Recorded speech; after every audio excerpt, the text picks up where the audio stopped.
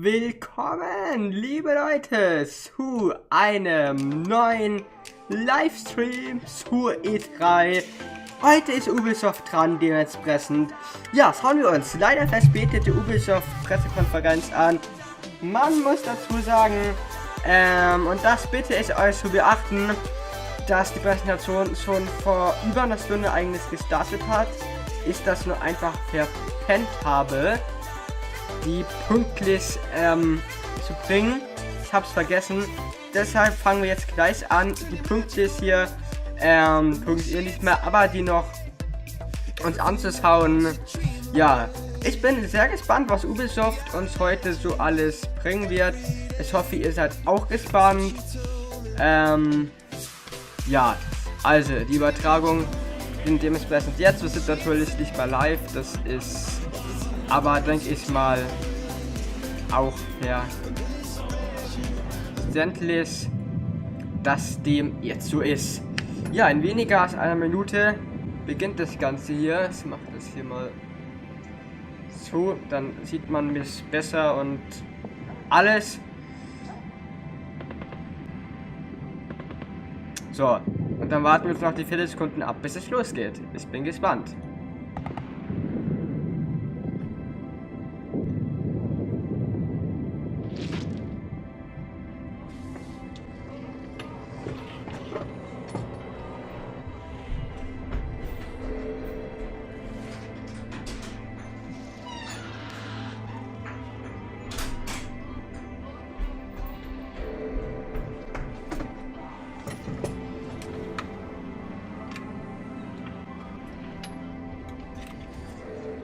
So, 6 Sekunden.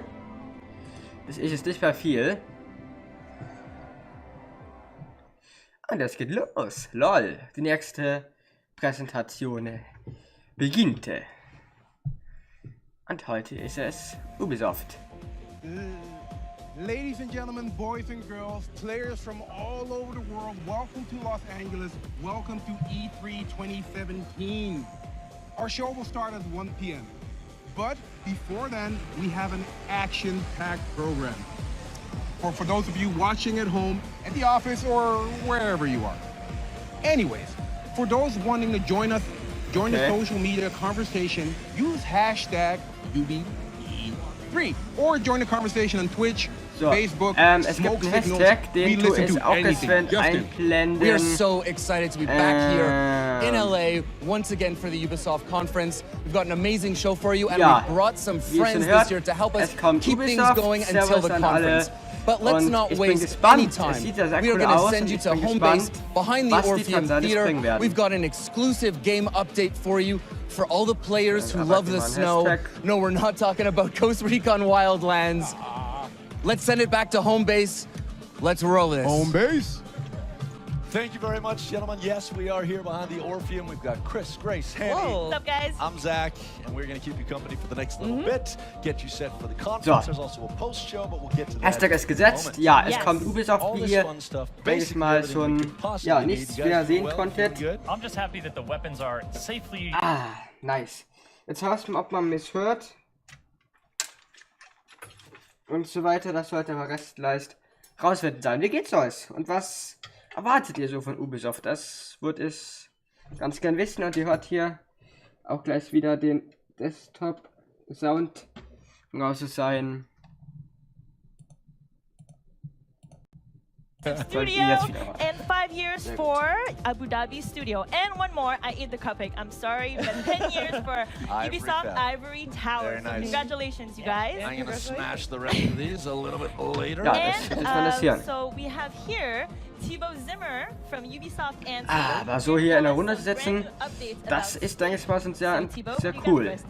Ja, Twitter habe ich auch in Verfolgung und schau, was die auf Twitter twittern werden, mitteilen werden. Ich finde die Musik so cool, die im Hintergrund haben. But as we dream about in Annecy, we want to keep it winter forever. Like Snowpocalypse, basically. Yeah, so, man hört auch alles, denke ich mal. Jetzt gut, dann kann ich wieder mein Mikro, meine Kopfhörer aufziehen, mit denen ich den Stream verfolge. let's see what happens. Awesome. So check out this Und first dann look, you guys. bin ich mal gespannt, was die heute alles bringen und zeigen werden.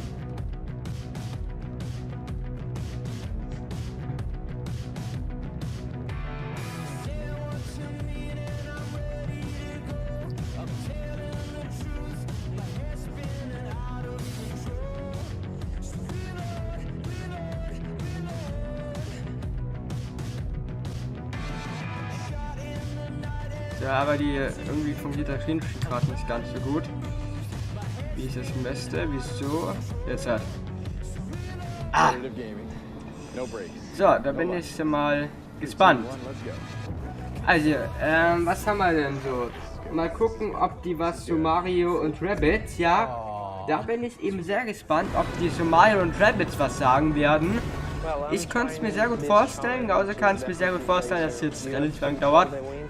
Und darauf bin ich eben sehr gehypt. Ob die was zu Mario Rabbids sagen, ich kann es mir gut vorstellen, weil Nintendo ist in so vollgestopft mit Super Mario Odyssey und tausend anderen Sachen, die Nintendo eben bringen wird.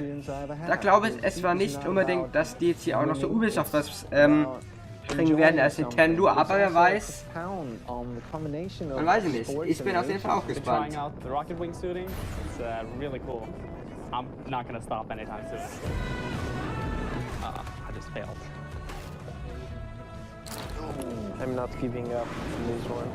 Übrigens an alle, die gestern den Bethesda Livestream verpasst haben, ich werde den morgen zum einen nochmal livestreamen.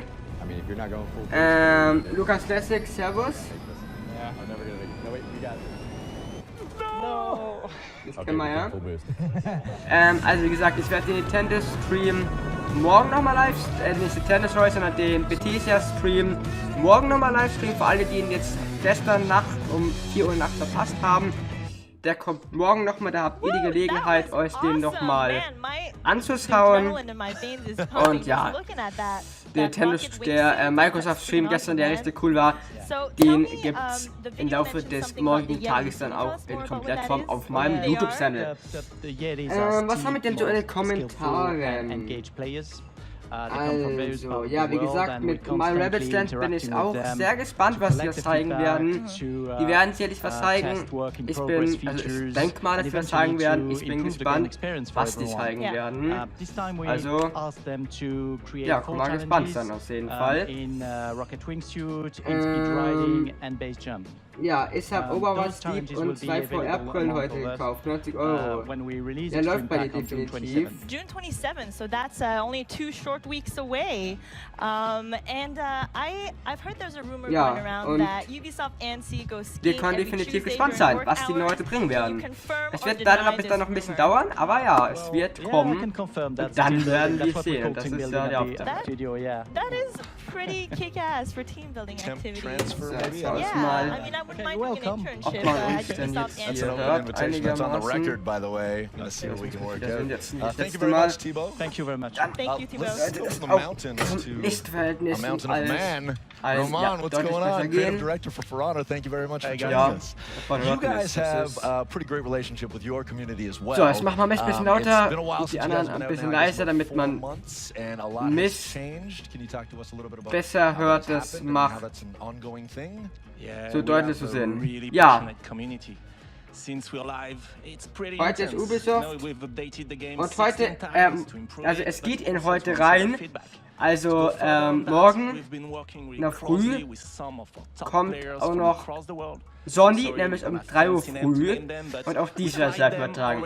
Also ich würde mal sagen, das hier heute geht locker bis 3 Uhr, wir denken bis 1 Uhr nachts oder so mindestens geht das hier definitiv. Und ja, um 3 Uhr kommt dann Sony. 3 Uhr nachts jetzt dann, werde ich auf jeden Fall live übertragen, weil das wird cool. Ja. Was alle gekauft hast. Ja, wie geht's euch allen? Star-Coupons geht's gut. Also ich presse mal für alle. So they get to see stuff that no one else sees for a little while. Yes. With that said, what is next for Honor? So the next big thing Ja, und ihr kauft euch ja alles so Sachen. Ich habe privat gar nichts gekauft, ne? Nee. So, aber ich bin echt gespannt, was die heute bringen werden. Und auch was die da so reden, ne? Weil das ist definitiv auch ganz interessant, weshalb ich gucke mal wieder rein, um den Stream hier zu verfolgen.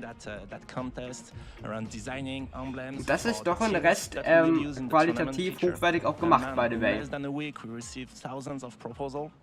Wenn ihr nach Dus macht, das ist cool. Das freut mich, das mache ich auch definitiv. Ich meine, Johnny wird auch ewig nice.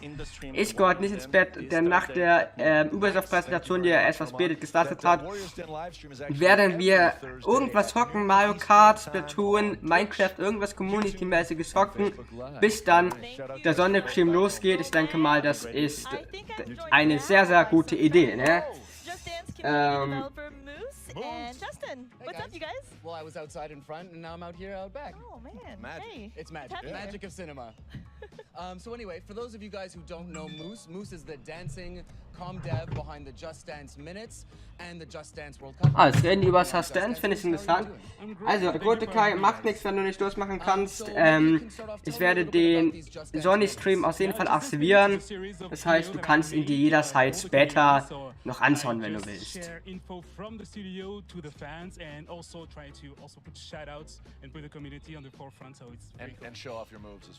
Denn ich werde den Stream morgen mal wiederholen. Never dance next to Moose in a club. No, it won't make you look good. Denn ich werde den Sonny-Stream, genauso wie den Bethesda-Stream, morgen wiederholen. Morgen Nachmittag, ich fange um, ich glaube, 14 Uhr an morgen. Da tue ich zuerst den Bethesda-Stream streamen und danach folgt der Sonny-Stream, sodass die Nachtstreame, die am Nachmittag nochmal anschauen könnt morgen, und ich werde sie auch aber nochmal aktivieren zusätzlich, ne? Dann wisst ihr Bescheid. And yeah, so it's our biggest community event, and I just want to give also a shout out to our new world champion, who is from Turkey. His name is Umutcan. So hi, Umutcan.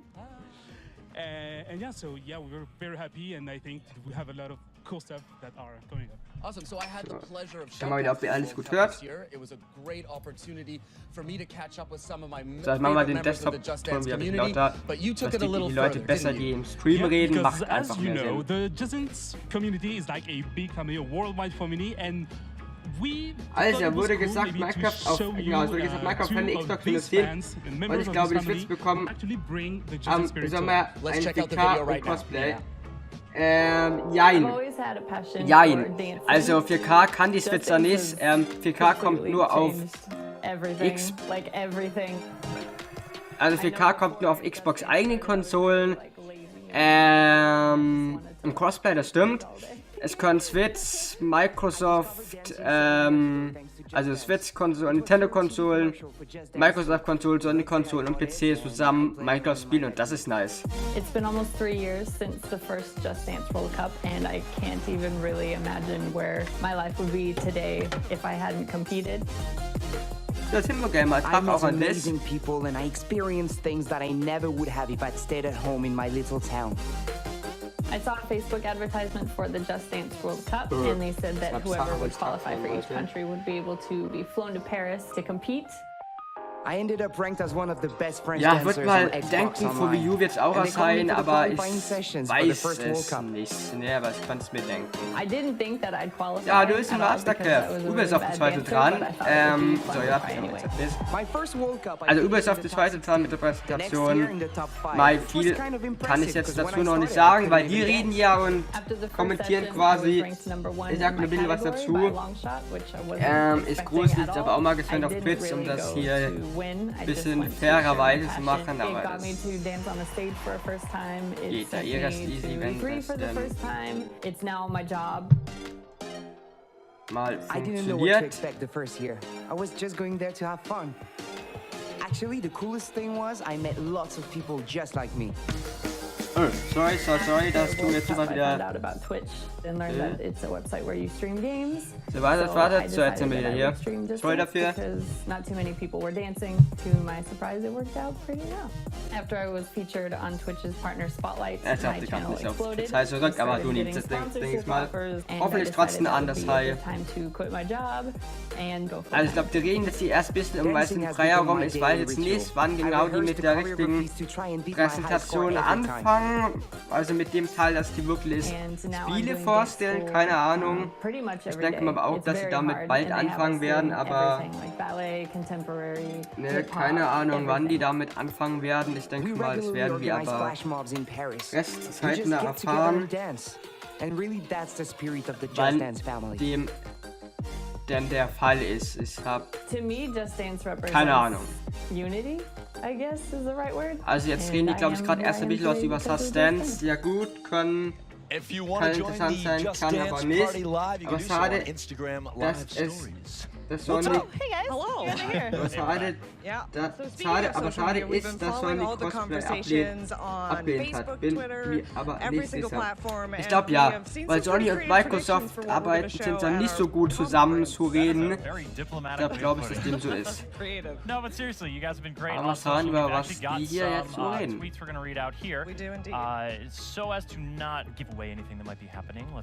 Poker face? Yep. Show nothing. Let's do it. Okay, so first one, Asniak says, calling it now, someone is going to dab on stage at the Ubisoft press conference. I think somebody just dabbed at the press show. Moose did it. Also es geht halt mal zuerst mal um Substance, kann man die ja nicht wirklich will. Ist ja letztlich eine große Marke von Ubisoft, wie wir das Ubisoft will show us how to make your own Rabbids body pillow. Rabid body pillow. Sounds Die haben gerade um Rabbids. Das könnte eine sehr gute Anspielung sein von Super Mario. Die zeigen jetzt schon Rabbids in so ein Konfu. Ist das eine Anspielung auf das Rabbids Super Mario Spiel? Ist das eine Anspielung darauf? Ich könnte es mir sehr, sehr gut vorstellen, dass das eine Anspielung tatsächlich ist. Ubisoft. Und ich würde es feiern, wenn dem so ist. Classic. So as you can see, we're keeping an eye on social Ich for a few lucky winners to receive some merch from the UB Workshop. We've actually got a few of those pieces on sale. Ja, mal hier mal wieder diese Drohnenlimonade her. Ist jetzt hier inzwischen Standard geworden. From the Assassin's Creed movie, we've also got the Apple of Eden. And it glows. I want the steering wheel. The steering wheel is not included. Cool. I want the hat. I'll just go ahead and walk away with that one, man. Pry those off. And finally, we got Wrench Jr. here. This is like a little app-controlled robot. Yes. It has two different costumes. It can be like. Ja, ich glaube, man kann mal Sachen gewinnen irgendwie, wenn man da vor Ort ist. That is going out to some lucky Ist winners für uns jetzt eher uninteressant. Thank you guys for tuning in there. And I guess that's it. Und Nintendo Switch ist da auch noch. Seht ihr da die Switch? Seht ihr da die Switch? Und wir sind jetzt hier große Theoretiker und reiben uns daraus, wenn auf dem Tisch eine Switch steht und da auf dem Sofa ein Rabbit liegt, dann kann das nur eine Anspielung sein. Hey, wieso sollten die das sonst ausgerechnet bei allen Konsolen eine Switch hinlegen? Wieso? Weil die Super Mario Rabbit Lands ankündigen. Weil die das einfach ankündigen. Und wenn wir die ganzen Leaks gesehen haben, die zum Teil auch echt glaubwürdig waren, kann man sehr davon ausgehen, dass sie uns da heute was zeigen werden in die Richtung Gehendes. Was meint ihr? Sagt gerne in die Kommentare.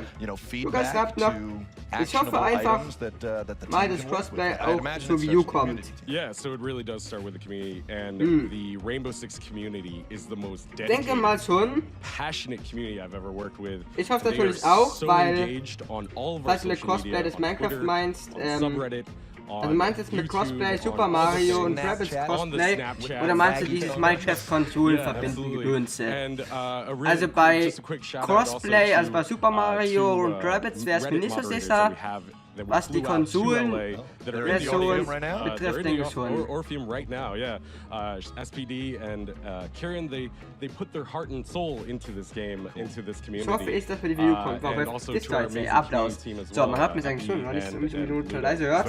Craig and Luis. Now, I know that you guys wanted to talk about one specific change going back a little while, right? Yeah, so we're going to take a look at Pulse and Man how hört to mich use that feedback definitiv and really über die anderen. down Was ist to das? the core message. Content about the Okay. Beides, ja gut, ja. Beides kann man so hoffen. Auf beides wurde ich aber nicht unbedingt verlassen, aber wie gesagt, Super Mario Cosplay ist es. Ich sag ja wahrscheinlich, dass das in irgendeiner Form kommen wird.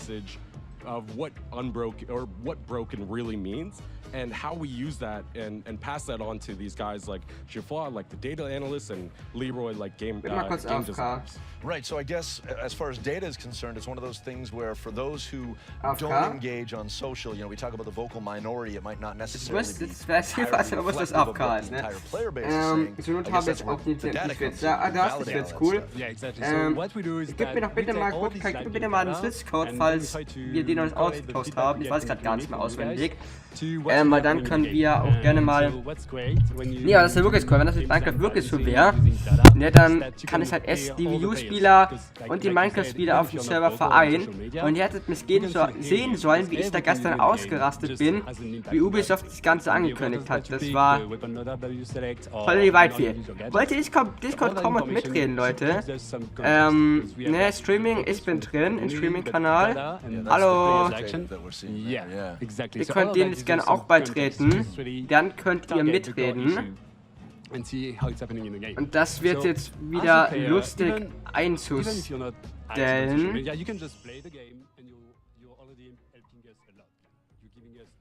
Ich hoffe, dass das jetzt so funktioniert, wie ich mir es denke. Aber ich habe keine Ahnung, ob es funktioniert.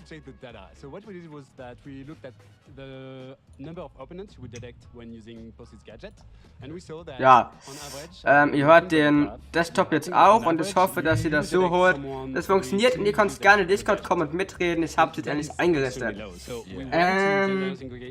Spoiler Rabbits wird kommen. Ich habe gerade auf dem Kanal von Nintendo gesehen. Nice. Ja, wie gesagt, ich habe einen Stream verspätet, weil ich dann einfach mal passt habe, weil ich das so gratis hatte. Das ich bringe, ist nice, ist sehr, sehr nice. Ich freue mich darauf. Bitte spoilert nicht zu viel und geht jetzt irgendwie auch nicht weg. Das Ganze kommt nämlich hier auch noch.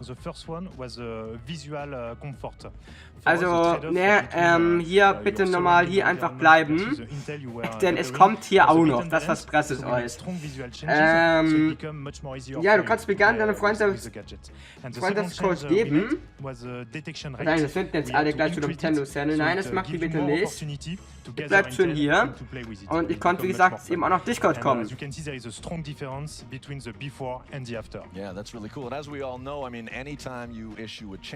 und das hört ihr einfach instant beides, ne? Das finde ich gut. The cycle begins anew. You guys had some pretty significant changes actually just earlier this week, last week. Yeah, just last week we introduced our first update. Ja, das funktioniert sogar, sehr schön. Sort of our new ja, jetzt werden wir instant alle verschwinden, ne, war mir klar.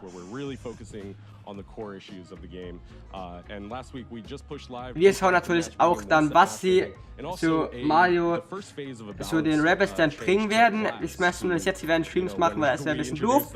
Ich möchte mich auch nicht spoilern lassen, weil ich einfach selbst schauen möchte und erwarten möchte, was die bringen, wie das wird. Und dies werden wir dann eben machen, sobald es dann hier bei uns auch kommt, weil die Präsentation ist halt eine Stunde. Wenn ich so darüber nachdenke, 2 Stunden, I don't know, zeitversetzt. Aber damit, denke ich mal, kann man leben. Gut, so krass einfach jetzt nicht. Aber okay.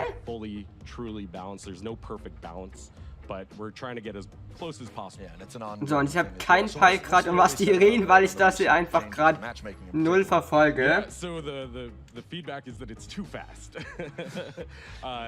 Und über was die da reden, keine Ahnung. Aber es kann vielleicht mal ein kleines bisschen vorspulen, meinst du nicht auch? Ich spiele...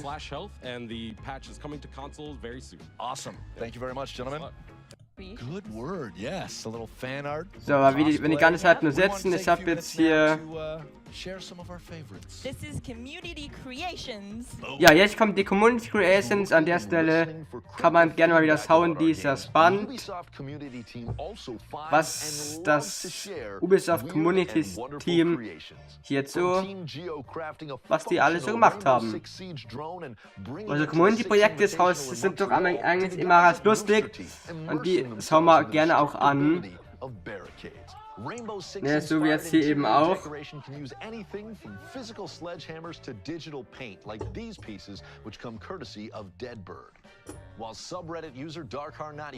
Aber ich bin echt gespannt, was wieder kommen wird. Ich bin gerade so gehypt, ne? Wir danken den Freundschaftscode, werde es später annehmen auf der Switch. Mach es später auf jeden Fall. Danke dafür. So, es gab jetzt noch Danke in den Chat. This man, Pan, should be knighted for his handcrafted Warden cosplay. And we just love these pieces from Sabo 6, Shengi Sun, and Fragment. Aber die sehen gut aus, so die Cosplay-Sachen, die zeigen, also die Fanmade-Sachen. Sehen interessant aus. Meanwhile, Nerd Out released this beast called Killer Ghost. Ich habe mir auch noch zuerst überlegt, so soll ich so Ubisoft wirklich streamen oder lass lieber sein, nachdem ich es jetzt hier am Anfang verpasst habe. Aber dachte ich mir, komm, stream es doch mal ganz ehrlich, weil es ist eine Community, die wollen es sehen, auch wenn es jetzt beten ist, die wollen es sehen und dann dachte ich mir, komm, wir bringen es. Aber bitte, übrigens an Lukas Classic, falls du es haust, bitte nichts irgendwie spoilern, so könnt ihr gerne über eine Discord-Gruppe machen, aber nicht so, weil ich möchte mich nicht spoilern. Aber cool, und ihr könnt gerne Discord kommen bei Interesse und könnt mitreden. Answered. Check out the full video for the gory details. So, jetzt haben wir... Entschuldigung. Great real-life videos are hard. Kann man mal, ob man das auch so hört, wie ich es denke. Absolutely nailed this one for Far Cry Primal. The environment shots, the furry companion, the combat, and even love for the HUD. It's all ja, es funktioniert, kann man sagen, braucht man es nicht wirklich zu beschweren. So much love to spread around from the Division community, cosplayers like Idolin Fox, Matt Shields, and the legit Miss Lauren are all great. At just 16 years old, Radu and his friends are basically making their own Just Dance. Ich kann das doch so sehen. Ich kann euch das mal gerne zeigen, Leute. Meine Just Dance-Sammlung, gerade wenn hier Just Dance kommt, ist doch sehr angebracht. Da wurde gerade zumindest gezeigt. Ich sage euch jetzt mal meine Just Dance-Sammlung. These extreme athletes recreated the reveal trailer shot for shot. Die 3 Spiele, die ich jetzt beim Greifen nah hatte. Ihr werdet lachen. So, der Tour ist gesendet. Fehlt ja mal raus von der Facecam, damit ihr es besser sehen könnt. Ich habe Just Dance 2017, also das aktuellste Just Dance Video. Das ist aber noch nicht schlimm genug, Leute, denn ich habe auch noch Just Dance 2016 Review. Und auch dies ist hier von Ubisoft und auch dies ist noch nicht schlimm genug. Ich habe einfach instant auch noch Just Dance 2015 Review. I'm doing great. I mean, yesterday was fantastic. It was such an experience, and we're really happy to be finally able, you know, to talk about Just Dance 2015. Das sind die Just Dance Teile, die ich habe. Ich habe natürlich noch andere weitere Sachen von Ubisoft. Die tue ich jetzt hier aber nicht irgendwie blöd in die Kamera halten. Ich wollte euch nur mal meine tolle, kleine, aber feine Just Dance Sammlung zeigen. So, damit wieder zu dem, was Ubisoft hier bringt. Hast du morgen keine Schule? Nee, ich habe Ferien. Stick around after the conference for that, but of course, lots of excitement to come before then. So to continue with the show, let's toss it out to Grace and Leon for the bestowing of the golden ticket.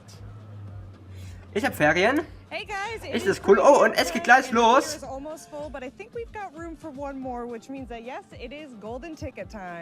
es geht ums Golden Ticket und danach geht die Show los. Die Show Gold geht los und dann zeigen die Rabbits. Danke, wie gesagt, dass du mich selber schauen lässt. Und dann zeigen die Rabbits. Ich bin sehr, sehr gespannt, dass die das zeigen. Und genau aus dem Grund schaue ich mir das hier an. Wegen Rabbits Land. Ja, ich habe immer noch Ferien. Ich hatte letzte Woche und diese Woche habe ich Ferien. Das heißt, diese Woche habe ich noch Ferien. Aber nächste Woche habe leider auch ich wieder Schule. Und dann habe ich noch anstrengende 6 Wochen vor mir. Wobei, so anstrengend sind die nicht. Vielleicht sind davon noch 3 Wochen anstrengend. 3 Wochen nicht mehr so ungefähr. Ja, das nennt man Boss, ja. And then I told him I wanted to switch from a career in banking to a career in video games. I had to calm him down a bit. It took him a good few Ja, was sind so eure Erwartungen von Mario Rabbids Land? Was? Schreibt gerne mal in die Kommentare. Was wollt ihr sehen? Oder was meint ihr, was wird euch so gezeigt? Würde mich freuen, mich damit euch gerne ein bisschen darüber so unterhalten, ne? Ist ja doch schon, denke ich mal, interessant zu wissen und ich wollte es so rum. Das war gerade eine Story wegen Super Mario und Rabbids. Das ist da gerade so umgebracht, tut mir leid. Aber ja, ich bin sehr, sehr gespannt. Ja, ihr habt alles Schule, ne? Tut mir leid.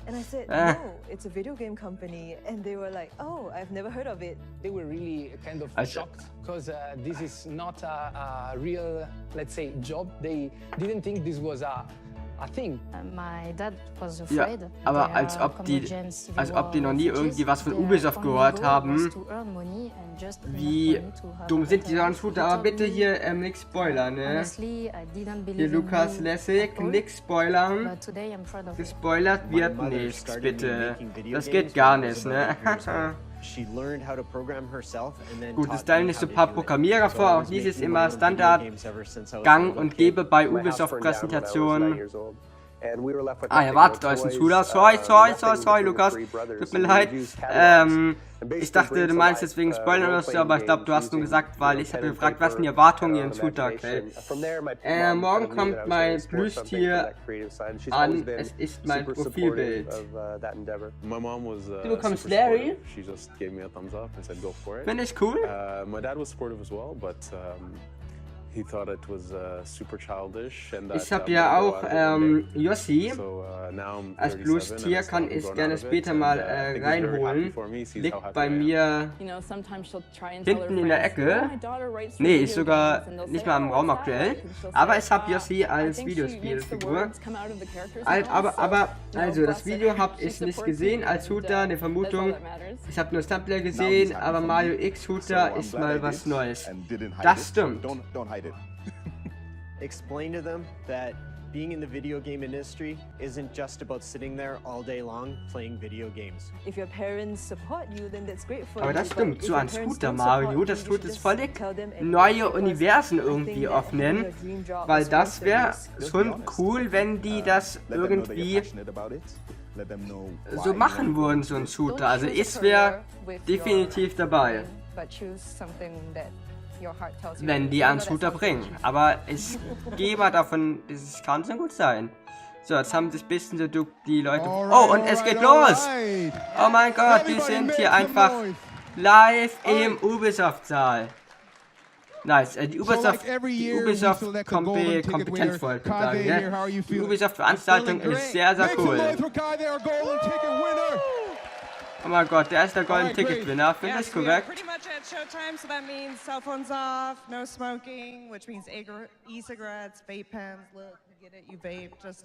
So, jetzt wollen wir die Regeln hier schon schreiben sagen.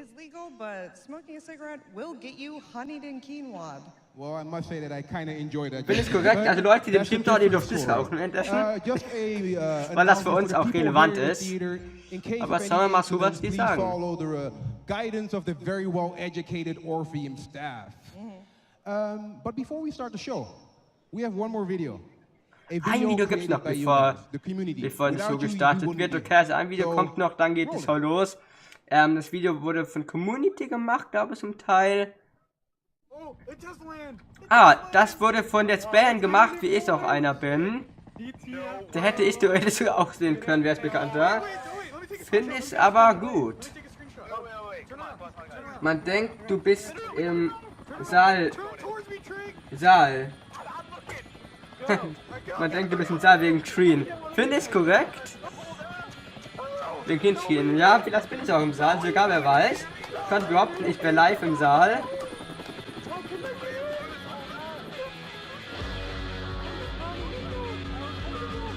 Vielleicht bin ich ja auch live im Saal. Nein, bin ich nicht, weil jetzt wäre es ja live im Trailer mit drin. Und das wird dann nicht gerade viel Sinn machen, ne? Du hast was verpasst, bis jetzt noch nicht so wirklich. Nichts Krasses hast du bis jetzt verpasst. Wenn ich jetzt auf einmal so einfach sein würde, hey, für zu feiern, nein, wäre das nicht. Aber, wäre lustig.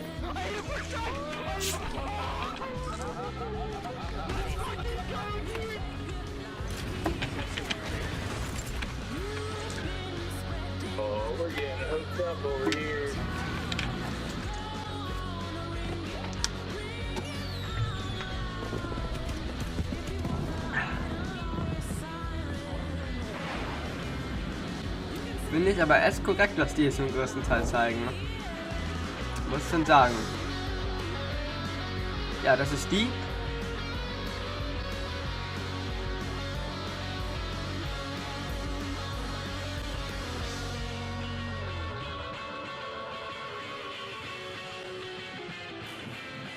Auch ein geiles Spiel, by the way, erscheint ja auch für die Switch. Also Steep. Fire ist auch. Da habe ich schon einiges. Ich habe es auch mit mal meinen Freunden auf der Xbox gespielt. Ist ein geiles Spiel. Ja. Ja, finde ich nice. Und Fire ist. Muss der in die Anlagen tun, okay. Also wie gesagt, verpasst hast du nicht wirklich was. Aber der Greenscreen ist ein bisschen verstaubt, oder weil man sieht halt so kleine weiße Punkte sind. Das stimmt. Irgendwie ist das Kamerasetting gerade am Arsch. Die weißen Punkte waren gestern nicht so krass da. Aber meine Billig-Facecam kann nichts Besseres und die gute kommt erst die nächsten Tage an.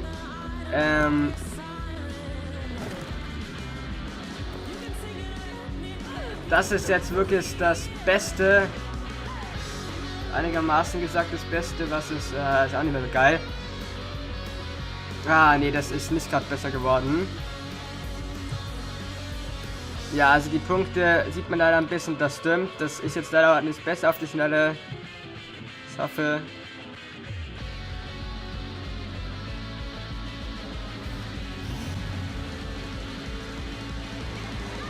Ihr verzeiht es mir. Besser als so geht es aber leider nicht. Aber es ist trotzdem schon nice, dass die es zeigen.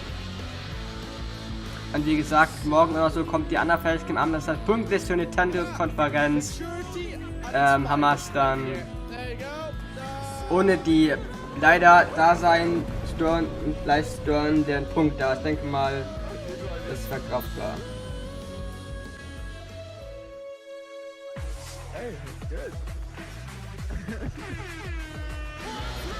Aber was in dem Video einfach abgeht, ist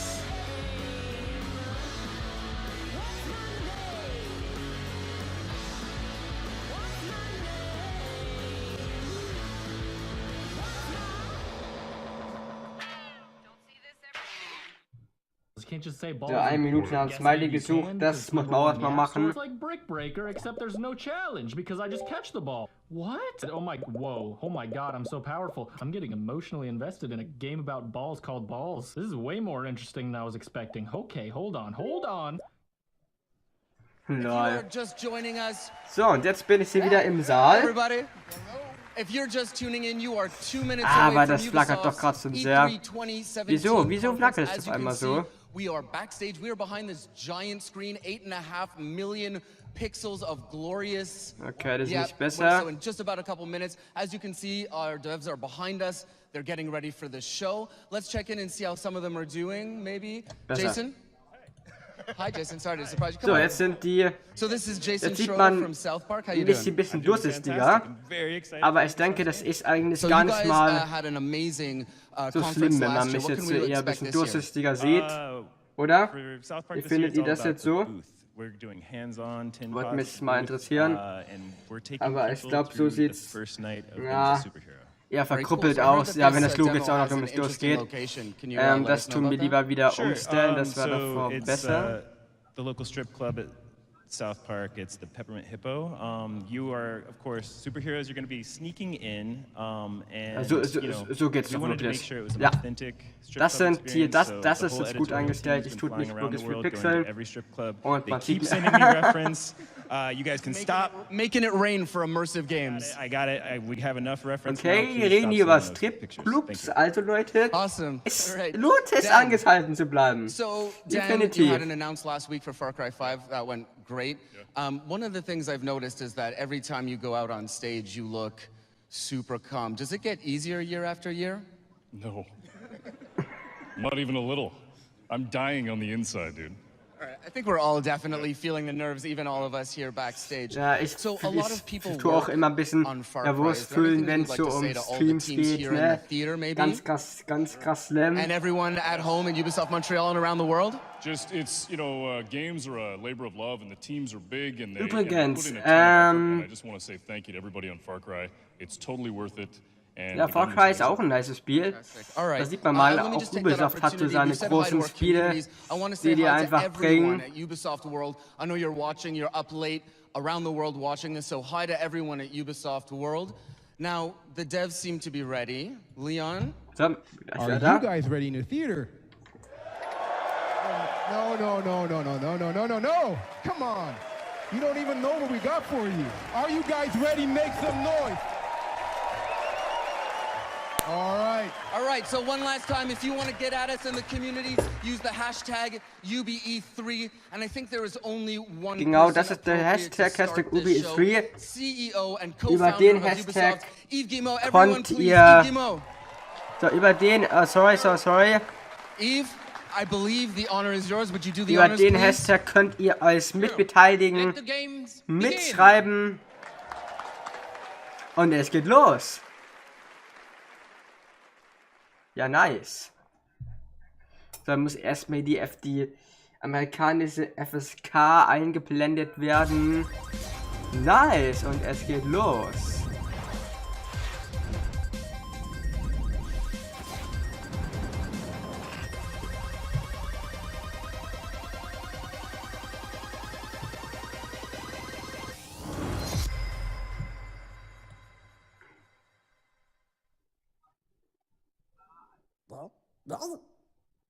Rabbits, es fängt immer gleich mit Rabbits an.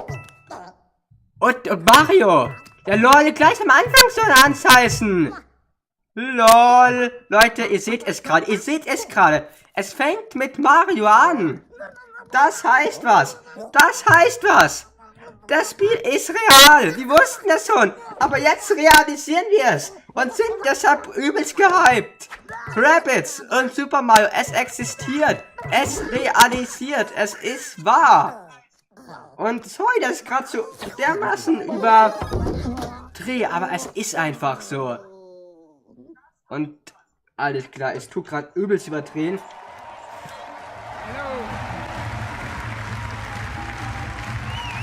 Also sorry fürs Überdrehen. Aber ja. We've always wondered what could happen if our crazy rabbits were unleashed upon the world of Mario. Es passiert. Today, nice. The dream is reality. Nice. Mario Rabbids, es existiert. Es war so klar, dass es existiert irgendwie. Aber auf der anderen Seite doch nice. Also sorry für die Übersteuerung. Ich kann bestimmt Satori Iwata. Ja, das war mir klar.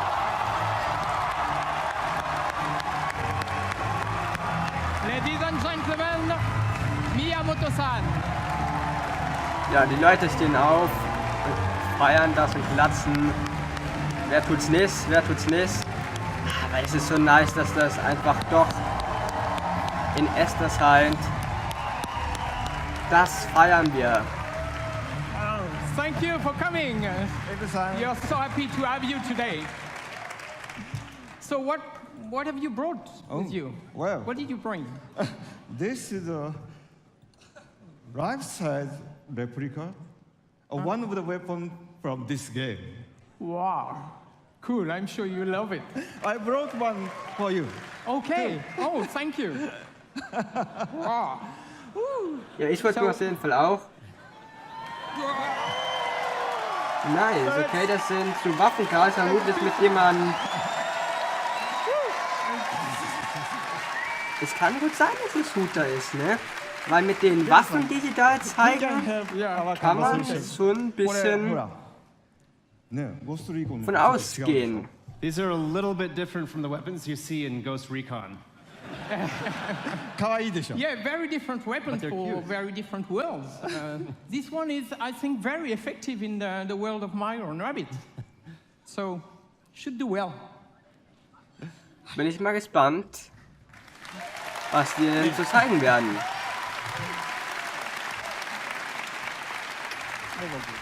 I'm so proud of Ubisoft's long-standing collaboration with Nintendo. You know, from the DS to the Wii, and more recently for the impressive launch of the Switch. You know, it has always been, we have always been inspired by Nintendo and by all the great work you have been able to do. そうですね。本当にいつも UBI さんにはね協力いただいてありがとうございます。 Yes, thank you very much for all the work that we've been able to do together over the years with Ubisoft. Aber es war mir einfach so klar, dass das einfach real ist, weil ich meine, die Lecks sahen, also das, was die geleckt haben, sah zum Teil doch wirklich so echt aus, dass das irgendwo einfach klar war, dass da jetzt hier sowas kommt. Aber ne, ich denke es mal trotzdem. I've even recorded messages for das ist Ubisoft richtig employees in the episch. past. Richtig episch, was die gerade zeigen. And so over the years, I've always felt the deep, heartfelt passion that Ubisoft developers have for Nintendo and its characters. Und einfach es schade dafür, dass es gerade so ewig übersteuert wird. Also genug davon, jetzt echt nicht so selber steuern so ungefähr. Also looked at each other as kind of rivals and ja, Director of Bull's Marketing, okay. Der ist auch eher so der Übersetzer, der Typ hier von Nintendo. Aber nice, das ist einfach real. Of course, I've known the Rabbids characters for many years, and I have many Rabbids figures decorating my desk. And so I've always been a fan of the characters and their humor. だから今回の話があった時にダビッツがどんなユーモアをこうゲームの中で見せてくれるかすごい楽しみにしてたんですね。Und die Frage ist halt, ob das wirklich was wird, ob das jetzt eher in die Richtung geht von Tress geht. Das ist so So when I met Davide-san, who is the Frage, die man creative director of this game. Oh, das ist der Creative Director vom Game. Yes. When I met Davide-san, I had mit im Studio sitzt und da mitentscheiden darf, mitsitzen darf. Finde ich cool. マリオで今まで作ったことのないジャンルのゲームを作ってほしいとお願いしました。I said, whatever you do, don't try to make a jump game or a Mario platformer. Try to make a Mario game that has never been made before. よかったですね。And it's great. And I can tell you, it was an exciting, very exciting challenge for all our teams. And I think we've done something you will love. So, thank you very much for giving us the chance to perform. Ich habe den Trailer auch noch nicht gesehen, aber bitte schaut. Ja, definitiv. Wir trinken darauf gleich. Prost auf neues Super Mario Spiel. Und ich feiere es gerade so auf den Trailer, den ich gleich zeigen werde. Ich stelle das Mikro lieber, ich stelle die Kopfhörer lieber gleich leiser, denn es kann sehr gut sein, dass es beim Trailer nochmal übelst übersteuert. And of course, Ubisoft is very good at making action games, but this game in particular has a great layer of strategy and tactics to it, but with a very good pace. Yeah, no, it's going to be fresh, actually. So now let's welcome Xavier, you know, the producer of the game, and he will show us the game. So thanks again. Oh nice, jetzt wird das Game gezeigt. Thanks again, Wie episch ist das? Wie episch ist das denn, bitteschön?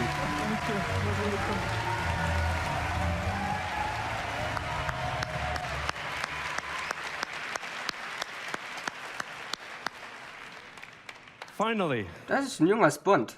Finde ich gut. Finally, we can talk about this project. So we've been working on this game for more than 3 years now, and to be at E3 today Über on mehr this als 3 stage Jahre haben die dran is gearbeitet. just super exciting. Finde ich korrekt. So, what is this game exactly? So Okay. Mario plus Rabbids Oh, ich tu mal kurz Kingdom meinen Kopf Battle weg, dann seht is a ihr tactical den, adventure dann exclusive for seht the ihr Nintendo Switch, den and Titel, let's also check right das, away some gameplay. oh, jetzt habt ihr gerade, oh, jetzt kommt Gameplay. Das wird jetzt nice. Jetzt kommt Gameplay. LOL. LOL, sieht das aus. Kopf mal bitte leise sein, weil ich sehr wahrscheinlich übersteuere. Have been teleported into the Mushroom Kingdom, and it made the world completely unstable and chaotic. Also Leute, so Mario, as a richtig, true hero, wants to save the day. episch. But this time, with some new friends.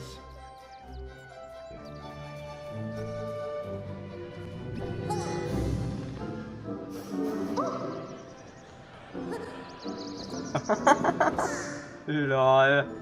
Also man sieht allein in diesem kleinen Trailer schon, dass der Humor definitiv da ist. And at first, they don't really know each other, but in the end, they will form this dream team that will potentially save the Mushroom Kingdom.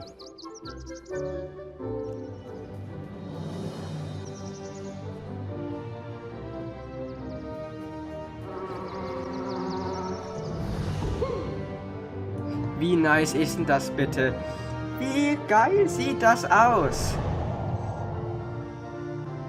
Wie geil ist das, Leute? Wie geil ist das Gameplay, was die zeigen? Natürlich sehr geil, das kann ich gleich antworten, aber nochmal, wie geil ist das? Combat is a really big part of the concept. So you'll fight wave after wave of rabbit that somehow turn bad, and what we see here is just the very beginning of the game, so it will be perfect to talk about the combat basics. So the 2 flags you see on the screen here is to tell you this is a battlefield zone. So you'll switch from exploration mode to battle mode. The blue zone is your zone of movement, so you move anywhere you want in that zone. But you can also use battlefield ingredients, such as covers, for protection. So Rabbit Luigi here using half cover or full cover. Okay, and we also have what we call team jump. So by jumping on your teammates, you can expand your zone of movement. So here, Rabbit Peach, using Mario, she's able to flank the enemy. Ist eher so eine Art Logikspiel, wie ich mir vorstellen kann. So you can also attack the enemy behind that cover and expose them by destroying that cover. Das ist, was wir sehen wollen. You'll be open for attacks. Ich würde sagen, ja, aber es sieht das jedenfalls so interessant aus, ne? Peach shield boost or offensive ones like Mario's Hero Sight. He's able to attack the enemy even if it's not his turn as soon as the enemy moves. Ja, was halten Sie von dem, was du bis jetzt siehst? Weil es ist doch schon episch, ne, irgendwie. This is a very core aspect of the game itself. So you mix and match attack options, movement abilities, techniques, but we also have other ingredients such as pipes, rabbit pipes.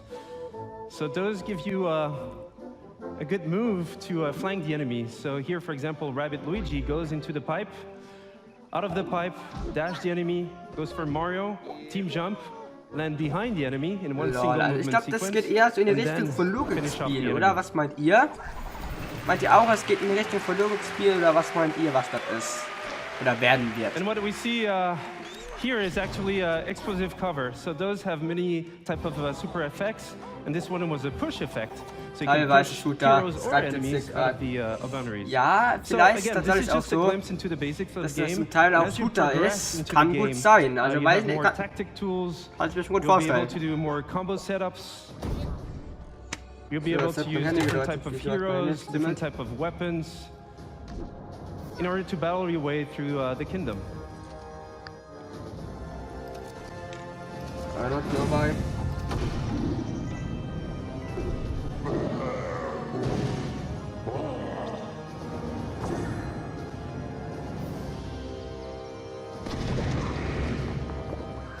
Aber wie episch ist das bitte schön?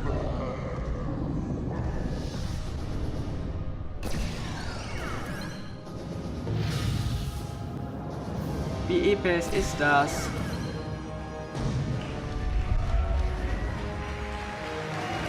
Mario und Rabbids, ja, und das ist genau das Bild, was geleakt wurde. Das ist das wahre Bild, wie wir sehen. Das ist das wahre Bild. Dieses Satz amazing. Und lol. And that's just a glimpse into the game itself. But first and foremost, this is a project done with passion, with our hearts. So it would not exist otherwise. So we just can't wait for you guys to try the game at E3 this week. For those who are not at E3, you'll see online coverage, videos, and surprises. So have a great conference, have a great E3. Thank you. Ah, die tun jetzt aber nichts ankündigen, wann das erscheint oder wie. Oder doch? Okay, jetzt kommt der offizielle Trailer, glaube ich.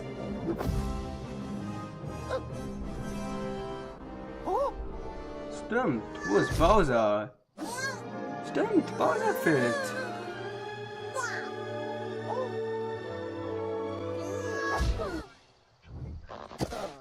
Aber ich glaube, der Humor ist definitiv da. Sieht man jetzt hier einfach schon.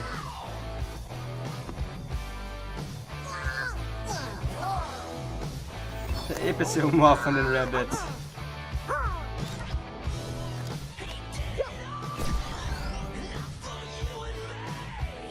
Lol. Können wir gleich hier abdancen, ja. Aber das ist schon episch, was die jetzt zeigen. Episch hoch 5.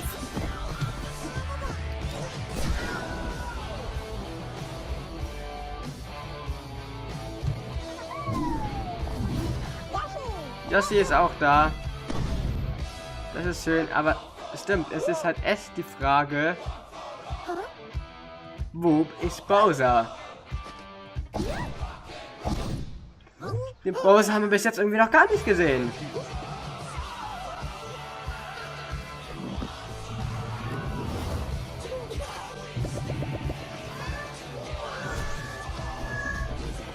Oh, wie der Rabbit auseinandergenommen wird, Alter. Epic, epic, epic, epic. Einfach nur epic. Oh mein Gott, Donkey Kong Rabbit.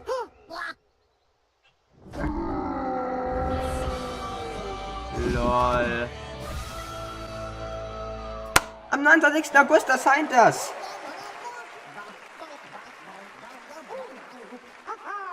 Am 29. August.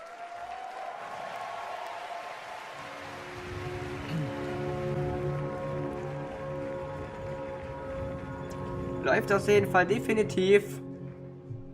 Das war doch mal ein geiler Einstieg in die E3.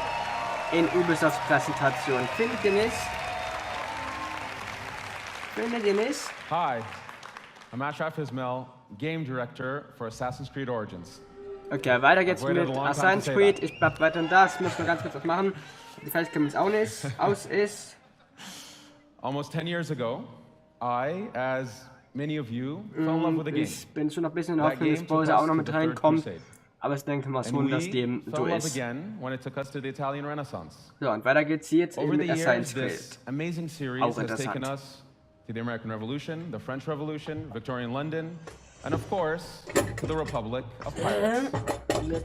For the 10-year anniversary of Assassin's Creed, for our fans, for ourselves, and for all newcomers, we wanted to go back, very far back, to show how it all began. Since Black Flag, over the last 3.5 years, we have poured our energy, our talent, our passion into bringing the land of pyramids, pharaohs, and mummies to life, to bring ancient Egypt to life. Now, Egypt challenged us. It fundamentally challenged us to reinvent what it means to be Assassin's Creed. And over the next few days, you will see, play, and feel this reinvented experience.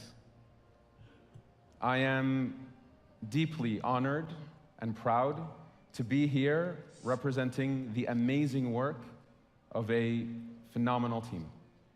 And thrilled to finally be able to show you this beast we have been building. Okay, also jetzt fangen die an, Sachen zu zeigen. Without further ado, here is a taste of Egypt. Alles klar, wie die einfach anfangen, da, wie die Community das abfeiert. Das ist schon krass. Ich frage jetzt mal, das mal erst so ein bisschen, werden die dafür bezahlt?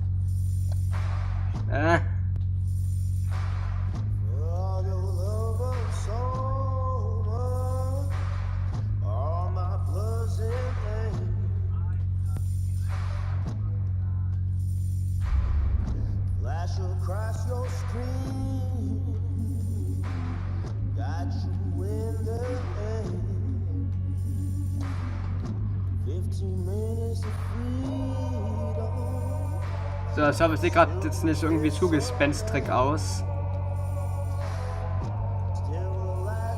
Aber das ist so das Beste, zumindest was es aus der Cam rausholen kann. Aber das ist schon krass zum Teil, ne? Was die da jetzt an Super Mario und Rabbids gezeigt hatten, das ist krank und krass.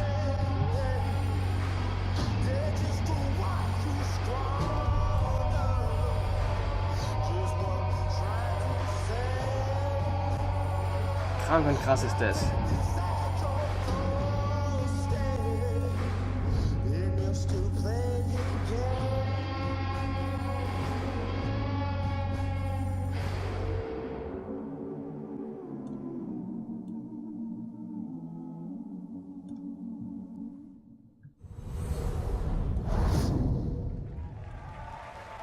Aber nice. Thank you. Thank you, thank you, thank you. Nice, nice, nice. As an extra treat, let's check in with so, home base. Danke mal, jetzt ist das ganz einigermaßen akzeptabel. Right after the UB conference. Hey there, folks. Chris so, jetzt sind die da. Home base with Hanny Duong and Carl Lewitt, producer on Assassin's Creed Origins at So, Ubisoft Singapore. Carl's here to give us a look at the gameplay of the game. We're going to be entering the open world. We've got a ton more to show you, but Carl, kick it off. Give us a little taste here. Yes, so here we are in the open world of Egypt. This is the demo that we will be showing on the show floor here at E3.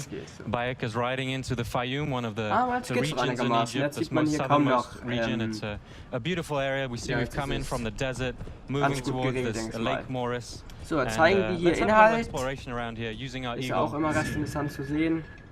It's sunny on the lake and it's sunny on the monitor here, but folks, this looks really good. It's running on Xbox One X. We'll be giving you the gameplay feed Mikro after an, the show. jetzt We've kann got ich 30 mal minutes schauen, ob of that das coming up. funktioniert Let's see if we can see und ob from man a mich bird's eye view what hört. Sanu is So, up jetzt to. hört man sogar, bis man mal, jetzt hört man auch ein bisschen besser, was ich noch sag, weil After the show, we will infiltrate this camp and take it out either through das ist auch ganz wichtig. Ja, aber nice, ne? Super Mario, es existiert, das Spiel existiert einfach. Und das werden wir feiern, oder? Das feiern wir definitiv. Und ich finde, der 31. August, Release-Datum ist echt in Ordnung. Da kann man sich irgendwie, wie ich finde, kaum wirklich beschweren.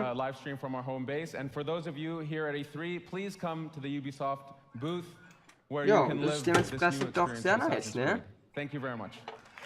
Und wir können gebannt sein, was die uns jetzt hier noch alles zeigen werden. Das Assassin's Creed ist ja nur eine Sache von vielen, die einfach instant noch kommen wird.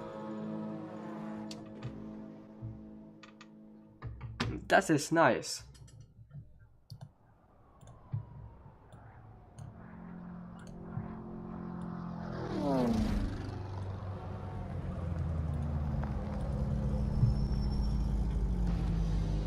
Hey, piece of chance.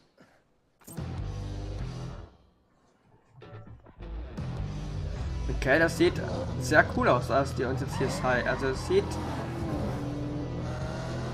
auch erst in Ordnung aus. Also jeder Publisher weiß es ja nicht für sich selbst, wie die am besten die E3 rocken und deren eigenes Ding durchziehen. Und zum größten Teil ziehen die das auch erst gut durch, muss ich sagen.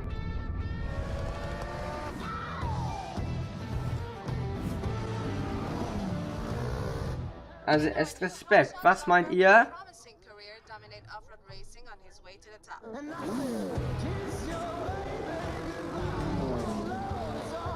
Ich persönlich bin der Meinung, allein dass Ubisoft mit Super Mario anfängt, war das definitiv ein guter Start in die Ubisoft-Präsentation. Und mal schauen, was die uns jetzt noch alles so bringen werden, ne?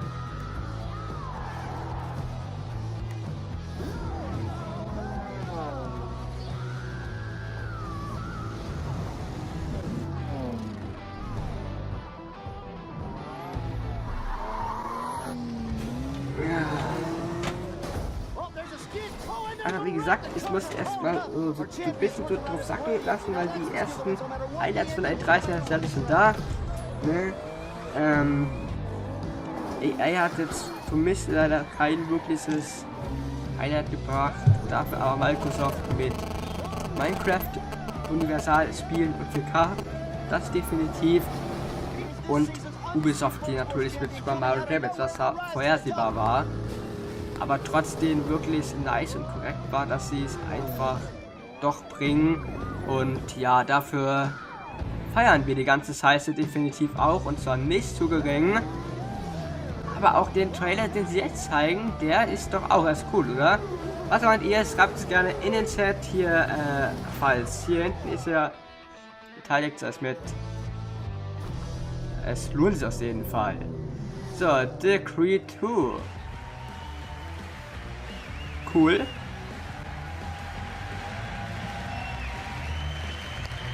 Alles klar, wie voll gefüllt das mit Leuten ist, ey. Thank you. 2 years back, the crew took the driving genre out there. Aber interessant, so die ganzen Leute zu sehen, die in den Spielen sitzen, ne? Weil ich finde das immer sehr sympathisch, wirklich die Leute zu sehen, die hinter solchen Spielen sitzen und zu schauen, was das für Leute sind und was sie vor allem zeigen, ne? Das ist ja immer doch recht interessant. Wie lange geht die E3? Wie lange geht die Hashtag Ubi E3? Ich weiß es nicht ganz, wenn ich ehrlich bin. Ich dachte, du wolltest eh das machen. Aber die geht, Yeah. Thank you. definitiv noch über Motorsports are louder. 1-2 Stunden wird es schon noch mindestens rechnen, dass sie geht. Also eher in Richtung von 2 Stunden gehend. Das heißt, jetzt haben wir 24 Uhr, also bis 2 Uhr ungefähr wird es, denke geht die. Und ab 3 Uhr geht dann ja Sony live. Also jetzt mal bis 2 Uhr nachts geht die. Das heißt, wir machen die Nacht jetzt hier mal wieder zum Tag. Welcome to the Crew 2, home of Mother Nation.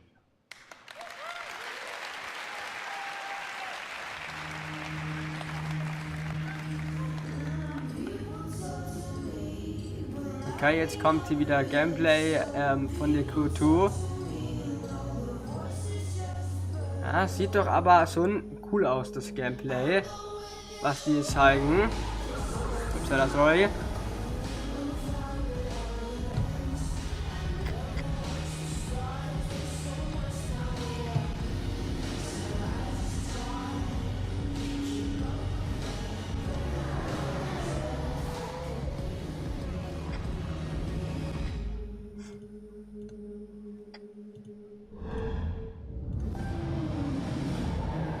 In the heart of the city, street racers prove their skills, skidding on rooftops. So, jetzt ist das, glaube ich, einigermaßen gut die Facecam.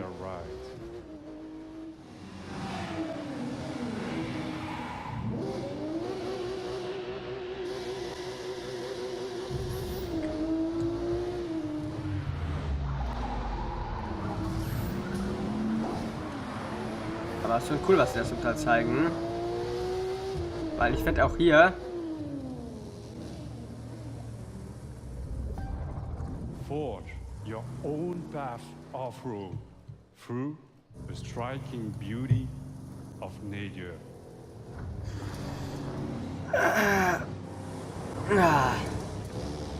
Erstmal hinsetzen und genießen, was die zeigen. Stream direkt nach der E3, Ubi3 Sony.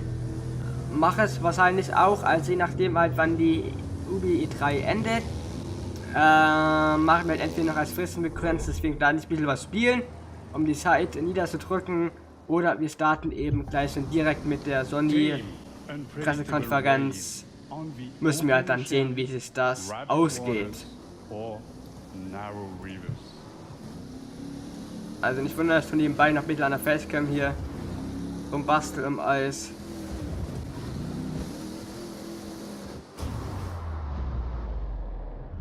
Optimalste Ergebnisse liefern zu können, um das Beste rauszuholen. Ich denke mal, das habe ich jetzt einigermaßen gut getan. Ja.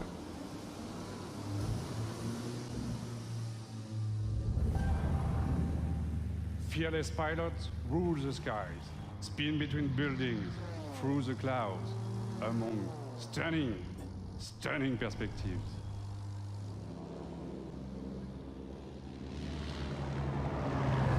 Wie gesagt, wenn wir nach Ubi E3 noch die Zeit haben, werden wir auch gerne nochmal was spielen zwischendurch. Wenn die Zeit halt da ist, ne? Das ist so die Frage.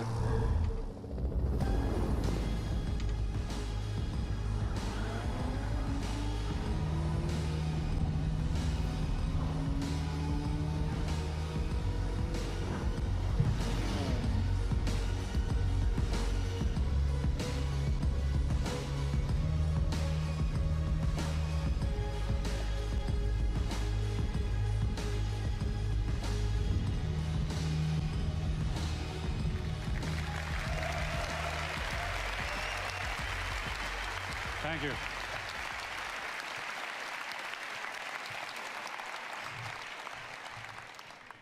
All across the country, high-octane contests await you.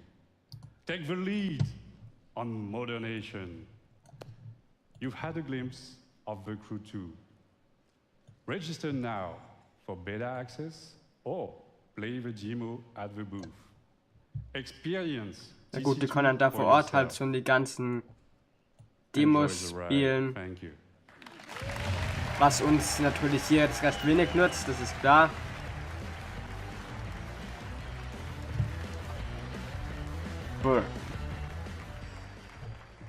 Aber trotzdem sind cool.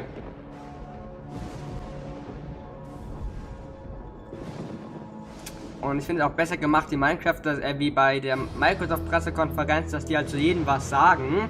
Und nice, South Park. Cool. Das haben wir jetzt mal gebannt zu. Junge, in meiner Pizza heute war einfach Holz.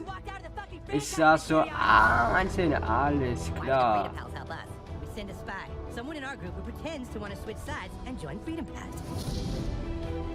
Somebody who they don't know very well. All that's fair in love and war, freedom, pussies. Aber ich finde es nice, dass die jetzt South Park bei der Folge schon wissen.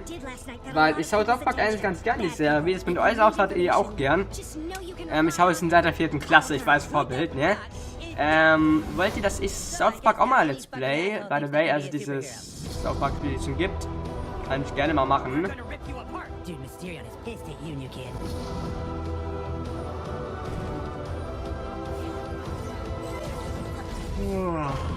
Hello, Toolshed. Toolshed is a catchy tier class visionary archetype and a butt-fucking traitor.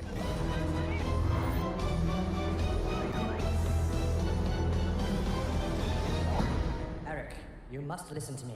Get out of my head, Timmy. Your franchise is going nowhere. Face the truth, Eric. You guys are kind of douchebags. He just called us douchebags, in my mind. He did? Southpaw, the fractured but home. Nice. Available October 17th. Ja, Oktober, okay. Ja, das hat nicht für dich fit zu sein, ne? Schade. Dass sie danach das Papier zeigen. Also die... Finde ich witzig.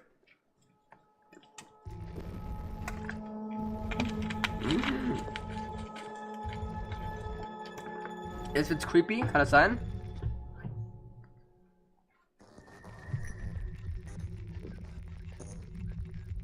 Wie passt da meine Facecam-Einstellung, die auch flackert, hier super hinzu?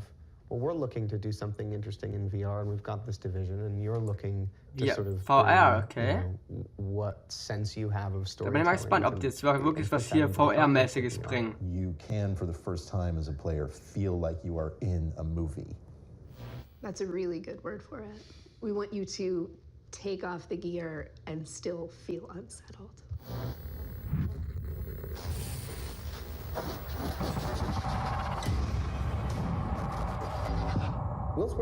Nice. Also dass die jetzt wirklich so hast du Stick of True gespielt? Ich habe zum Teil bisschen mal gespielt, im Sturz, aber am Teil habe ich das letzte Mal gespielt gehabt. Also ein bisschen. Now, we've gone and taken the next logical step, and with Ubisoft, we've recreated in virtual reality one such test subject. So we'd like you to come Sagen wir mal zurück, so wie es ist. Und da nicht ein bisschen habe ich das schon gespielt. So, verstehbar ist eigentlich das gut im Vergleich noch zu dem Desktop-Audio. Naja, jetzt macht das hier nochmal ein bisschen leiser, dann hört man es nochmal besser und hervorgehoben und insgesamt einfach besser. So. Meine Haare hier.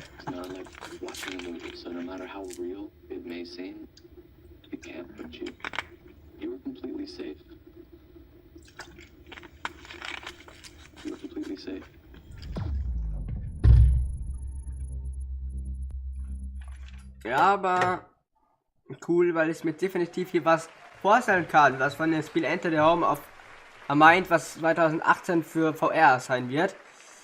Vermutlich für Sony, oder? Wer weiß.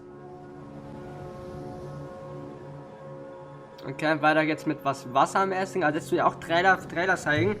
Aber wenigstens zum Teil auf die Sachen halt auch eingehen, wie jetzt hier zum Beispiel. Das finde ich gut und genau das, dass sie eben auf Sachen auch eingehen, hat mir ein bisschen so gefehlt bei Xbox. Oh, noch eine Überraschung. The legacy of one of our most popular worlds, the super talented teams of Ubisoft Singapore came up with something really unique. So I want you to da bin ich mal gespannt, was als nächstes kommt. Also jetzt kommt auch eine große Überraschung scheinbar. Können wir gespannt sein, was die uns hier jetzt zeigen werden. Men from all over the world sail the treacherous trade routes of the Indian Ocean. The riches in their holds fuel their dreams of power and fortune, while whetting the appetites of those they fear most. Pirates.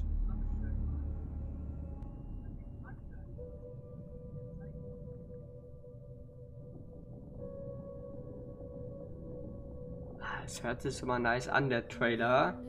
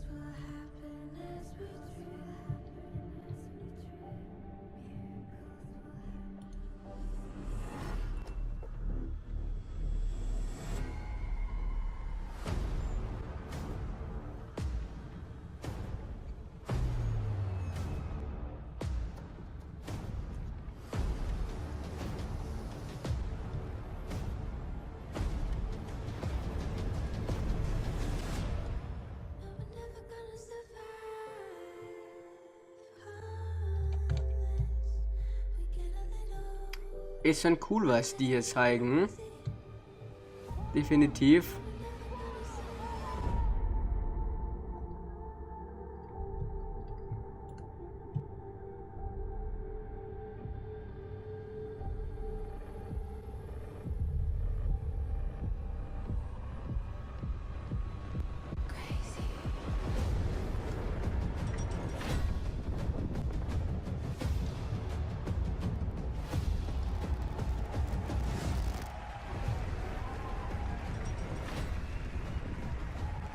Ja, okay, Lukas. Lukas Lessig muss auf. Ich komme um 3:15 Uhr. Du willst was lieber durchmachen. Sehr gut, ne? Dann bis später. So, wir sehen uns später. 120 days. That's how long the average pirate survived a lawless life on the seas during the golden age of piracy. I'm Justin Farron, the creative director for Skull and Bones. And this is your chance to not just survive, but to climb the food chain and surpass the legend of every pirate who ever sailed the high seas. Since bringing innovative naval combat to Assassin's Creed, we at Ubisoft Singapore have set out to bring you the ultimate pirate experience. A tactical action game where we take that naval combat to the next level, mastering the ocean and its okay, ja, das ist jetzt so ein Piraten-Taktik-Stil. Kann interessant sein, muss aber nicht interessant werden. Sagen wir mal gleich, dass wir anfangen. Ne? Es kann sein, dass es voll der gehypte Hit, was weiß der Geier, was wird. Es kann aber sein, dass es einfach nicht dem so ist. Ich bin gleich wieder da, Leute. Ich mute mich nur kurz, begeistert. In order to become the ultimate pirate kingpin. Now I'm proud to share with you the Loot Hunt, one of Skull and Bones' 5 versus 5 team-based PvP modes. Right on, right? We've just received intel that merchant convoys rich with treasure are sailing just off the coast of Madagascar. But beware, there are other pirates also looking to plunder the PvP disputed waters of the Indian Ocean.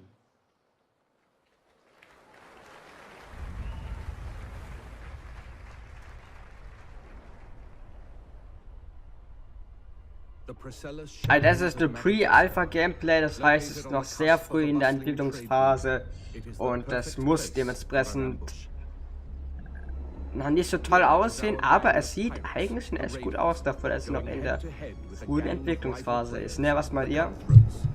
Schreibt es gerne in die Kommentare.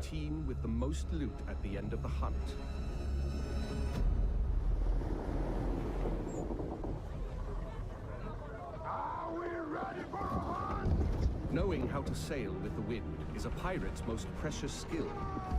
Use the winds to increase your speed or to position yourself for tactical advantage in battle. To reap the most rewards, it is best to split up, some going inland, others keeping to the open sea. Each warship has unique strengths. The frigate's hull is reinforced, its arsenal equipped with numerous culverin cannons. The brigantine is devastating up close, with a battering ram designed to break any resistance. The sloop of war kills from afar, with its crippling long-ranged mortars and precise long 9 cannons. Flying hostile colors! All sail! Ride the wind! All hands on deck!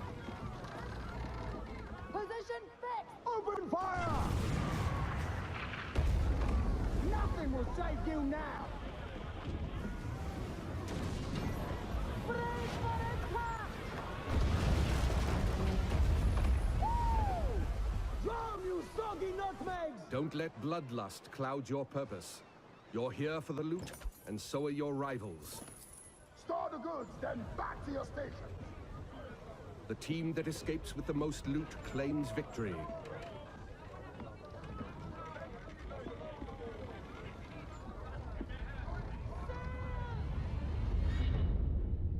Searching for more targets on the horizon.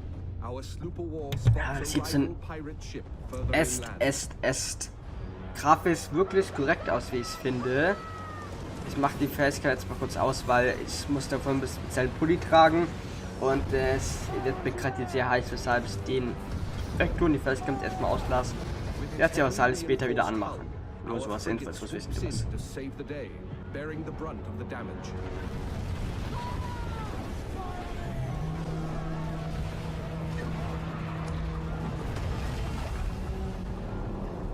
Another day, another victim. Speed, Mr. Mercy. Vamos con todo. Our gang of pirates is now taking aim at the frigate, and it will take team coordination to take her down.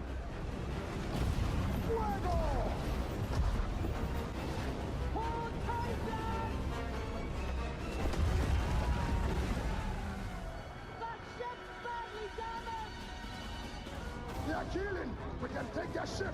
With the enemy ship's broadside now vulnerable, our frigate rushes in to board her. No water.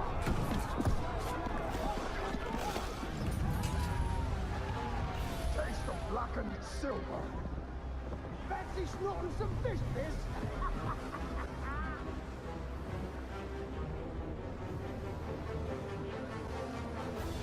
Ich möchte auf jeden Fall was dir zeigen. Bin gleich da. Habe ich glaube ich 3-mal gesagt, ey. Noch nicht weg, aber trotzdem witzig irgendwie. Pirate hunters have been sent in, signaling the end of the hunt. They target the pirates with the most stolen loot. Time to make our escape, Captain, or we are good for the news. They're firing more guns! Full tilt, Silvo, full tilt! The pirate hunter defenses are so strong that the only option is escape. The brigantine is sacrificing herself to buy time for the frigate, who carries the most loot.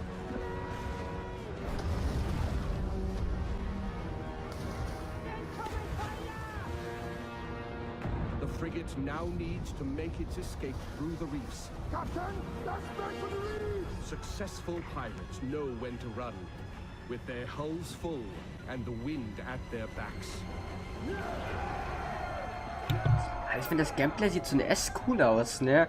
Irgendwie. Was meint ihr? Schreibt es gerne in den Chat, ne? Würde mich mal interessieren, wie ihr denn die Gameplay-Szenen so findet.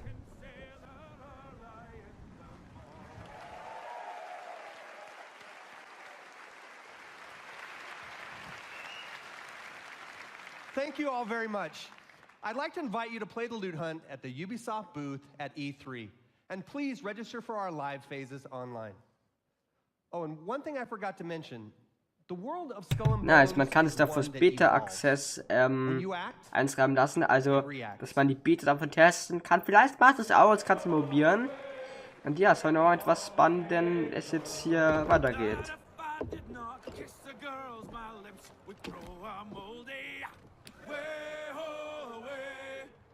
Aber verschaut, wer sich nicht wirklich für die Beta eintragen ist. Bin jetzt ein bisschen zu überlegen, mich da wirklich selbst einschreiben zu lassen, weil es sah schon, es sieht einfach cool aus. Das hat gerne mal ein Set, was ihr schon im Game haltet.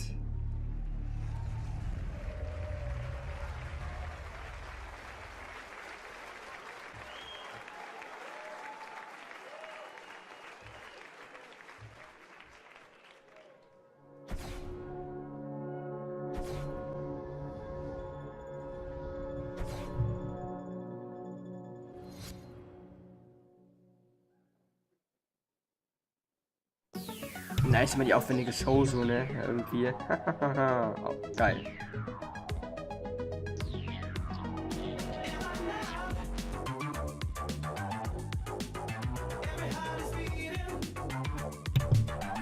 Oh, es geht um Sustain 2018, da bleibe ich dann nochmal kurz und das erst danach kurz auf die Latte. Weil das möchte ich schon sehen. Weil mich interessiert, was die da bringen. Wetten, dass, weil die da jetzt ein Lied vortanzen, also Musik vortanzen, dass deshalb einfach instant das Video dann geblockt wird, also das Stream wegen Copyright Musik. Ich würde so lachen, wenn dem so ist.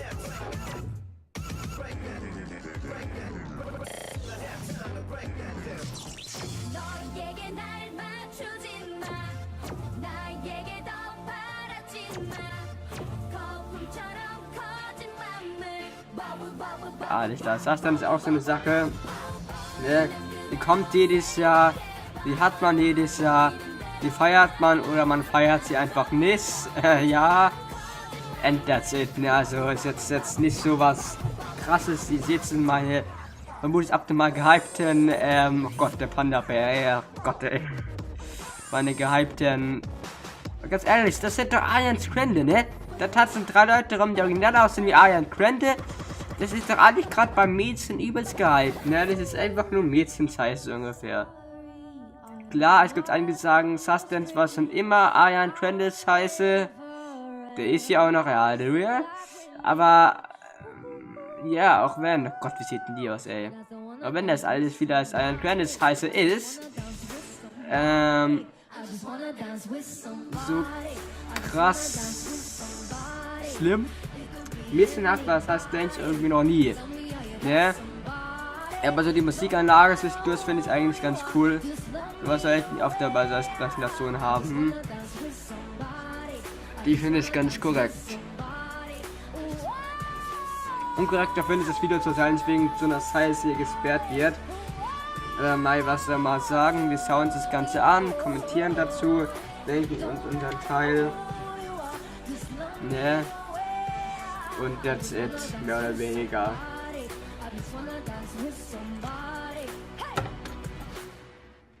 Und wie ich schon gesagt habe, ich habe das war 2017, 16 und 15. Okay, eigentlich ist alle Konsolen, Xbox One, Switch, Wii U. Wie? Ich habe glaube ich nicht gelesen, kann das sein? Also jetzt was alles holen. Es ist halt zumindest noch vor Wii U.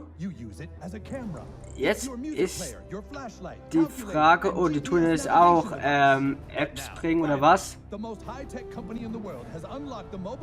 Wie es heißt auch noch, alles klar, ey. Aber als ob... Nein. Nein. Nein. Daumen kommt zum Phone, lol. Also Leute, dieses Game tun wir auf jeden Fall Let's Playen. Hier, iPhone 6, wie Let's Playen ist beste Voraussetzung dafür, sind einfach da. Ich bin gerade wieder so gehypt, dass ich nicht weggehen möchte. Wir werden das Aufpackspiel spielen und es durchspielen. Zum Release, das ist klar. Weil das ist so eine geile HS, die müsst ich einfach spielen.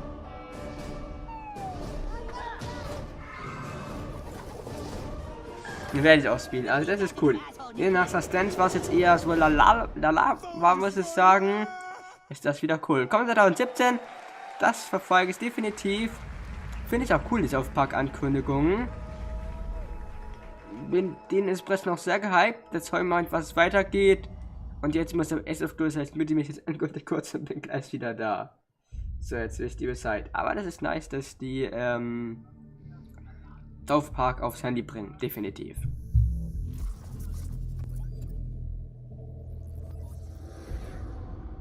Atlas, Jewel of the Pleiades.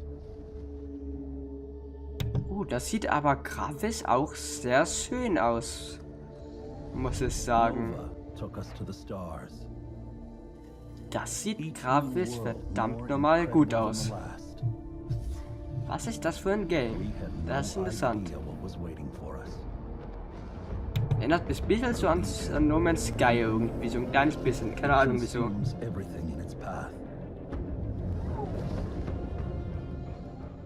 They've never used Starlink before. Go show them what it can do.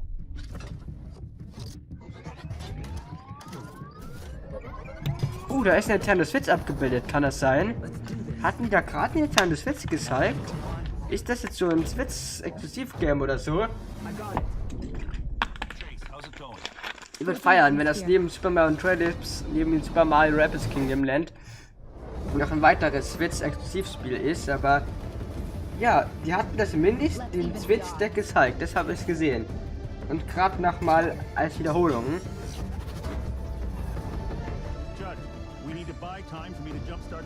Also, ja, cool. They are resisting ice barrage. Linking fire loadout.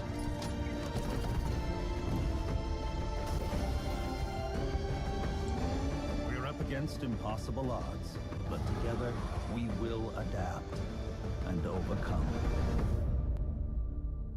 Ja, Sterling, okay, das tut erst voll, der 8 Assistent zumindest auch von den Tennis, jetzt wie wir sehen können. Das ist ja mal was. Interessant, wie man da Sachen irgendwie auf den Controller draufstellt.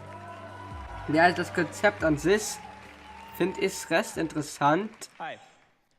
Und ja, sagen wir doch mal, was der Typ jetzt hier zu dem Spiel zu sagt, der Producer von dem Spiel. Sci-fi, animation, comics, and of course, all the really cool toys. At Ubisoft Toronto, we built a team with a dream of bringing those amazing childhood memories back to life for a new generation. Starlink Battle for Atlas allows you to take control of a team of star pilots in a massive, open, living star system, fighting to save Atlas from the Forgotten Legion. Build your custom starship, and then adapt to new challenges on the fly. Link extra armor and heavy weapons to take on a huge Legion Prime. Search for ancient secrets lost on the worlds of Atlas, or outrun outlaws through an asteroid field. Freedom is at the core of Starlink Battle for Atlas. Collect your way with both physical Starship collectibles and digital versions available, and even take your game on the go using the power of Nintendo Switch.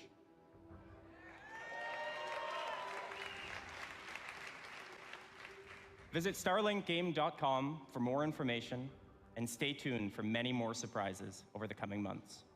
Thank you.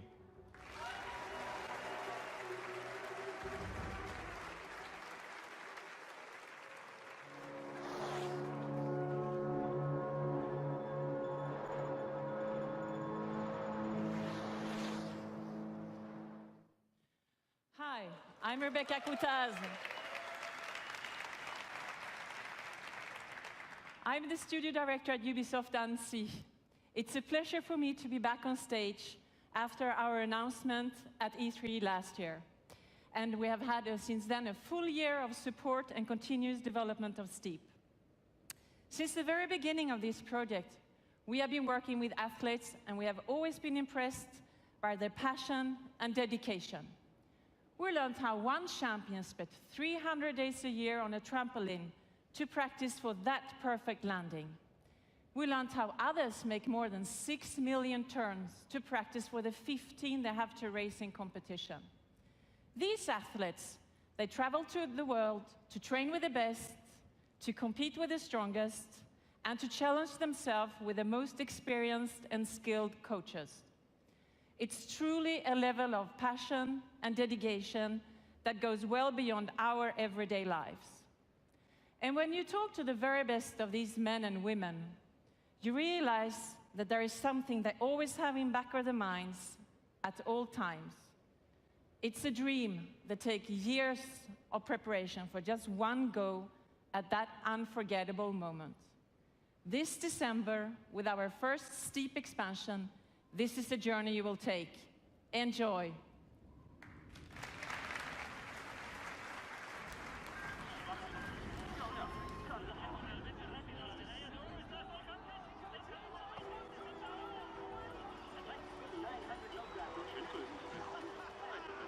Child, you would wait and watch from far away, but you always knew that you'd be the one to work while they all play. You lay awake and scheme of all the things that you would change, but it was just a dream.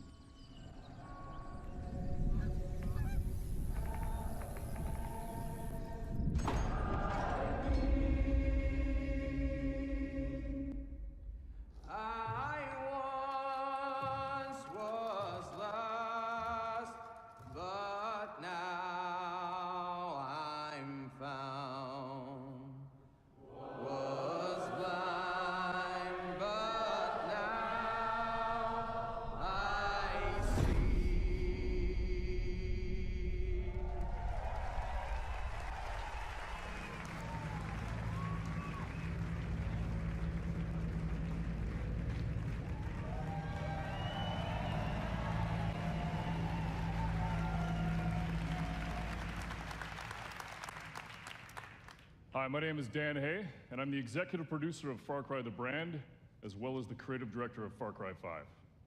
I'd like to introduce you to Hope County, Montana. Vast, beautiful, rugged. A place where people don't even lock their front door anymore. But that's how it used to be. Today, Hope County's been overrun by a fanatical cult. You find yourself trapped deep in cult territory, cut off from the rest of the world. They've closed the roads. Ja, Far Cry 5 ist auch cool. Das hatte ich ja mir auch ein bisschen, ja, hatte ich mir auch ein bisschen so angeschaut gehabt und hab's auch verfolgt, weil das ist schon echt nice. Und ja, da kommen wir dementsprechend, auf die Kampf freue ich mich wirklich. Weil der Trailer hat mich echt überzeugt und auch so der amerikanische Landstyle von Far Cry 5. Das sind cool. Und jetzt nochmal einen Trailer dazu zu sehen, ist so korrekt. Und sorry gerade für die kleinen Störungen, die kamen.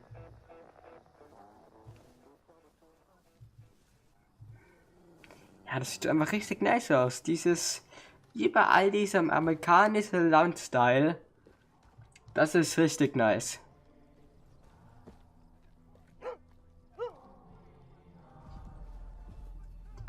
Das sieht wunderschön aus.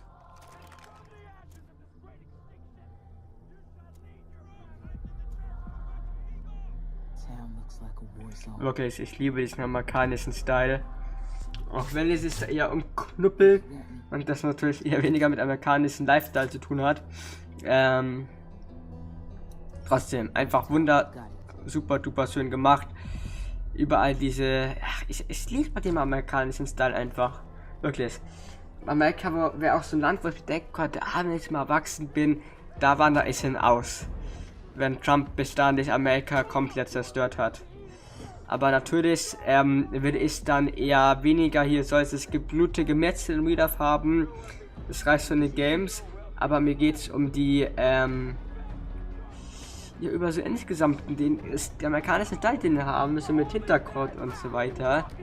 Der ist geil. Boom, boom, motherfuckers. Boom, boom, boom, boom. Bang, bang, bang, bang. Boom, boom, boom, boom. Behind you. Bang, bang, bang, bang. Gonna need more help. I love the way you walk, and I love the way you talk. When you walk that walk, and you talk that talk, you knocks me out. Out off my feet. Boom, boom, boom, boom. Hintergrundmusik ist passend. Bang, bang, bang, bang. Boom, boom, boom, boom.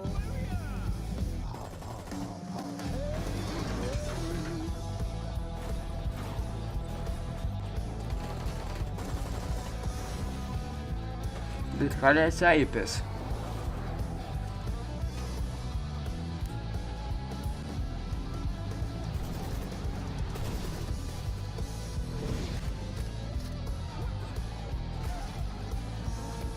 Aber wenn ihr jetzt wirklich am Blut spart und so weiter, finde ich das vom Style her echt geil.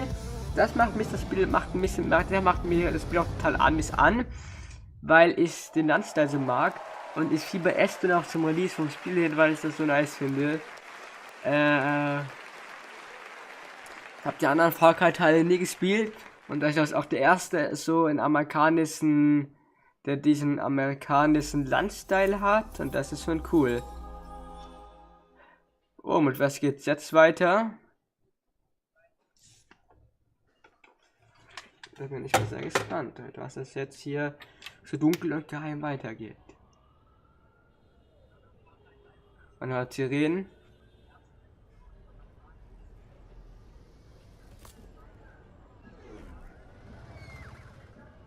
Nice, der Trailer gefällt mir. Where's your master? I don't deal with domesticated.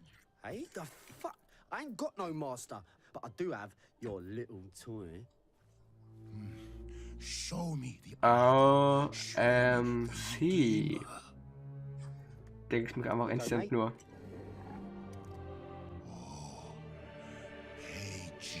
Das wird irgendwie voll mehr wie so ein Filmtrailer als ein normaler Videospieltrailer. Finde ich korrekt. Monkey's got a date. Die City holt sie aus ihren Brüsten raus. Alles klar. Läuft bei denen definitiv. What? That's Swiss fucking chocolate, pig. Bon appetito. Nice. Ist man da so ein Affengeheimagent? Das wäre lustig. I want every fucking cop in this fucking city after that fucking bastard! Lol. Das sieht einfach aus wie ein Film, ist aber ein fucking Videogame. Und wirklich, das Spiel macht mich gerade an. Also das sieht cool aus. Da gab es bis jetzt wirklich so Ubisoft für PS4 Smankal, Motherfuckers, die ich wirklich cool finde, wo ich sage, aha, die lohnen sich, die könnten sinnvoll sein, sich die kauflicherweise anzuschaffen. Und ja, das ist nice.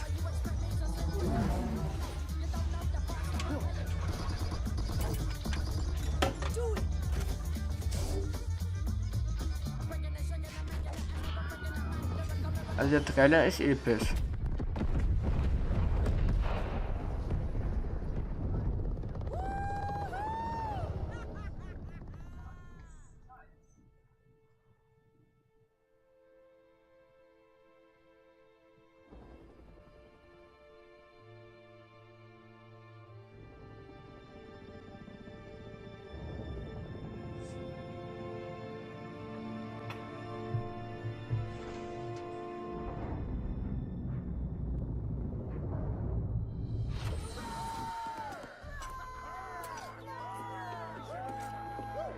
It's about bloody time.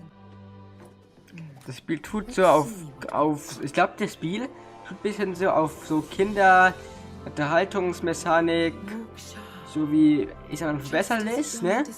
Aber im Hintergrund wird viel mehr Blut gemessen und so weiter gemacht. Bisschen wie bei Fallout, wo der auch, von These, wo der auch einfach so ein Comic-Figures-Typ war und das Spiel in Wahrheit richtig was anderes ist.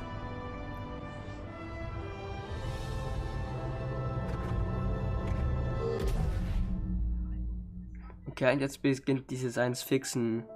Die uns aber das Spiel? Bayern, Good and Evil 2. Oh, nice. This is fucking nice shit. This is fucking nice shit. This is fucking nice shit.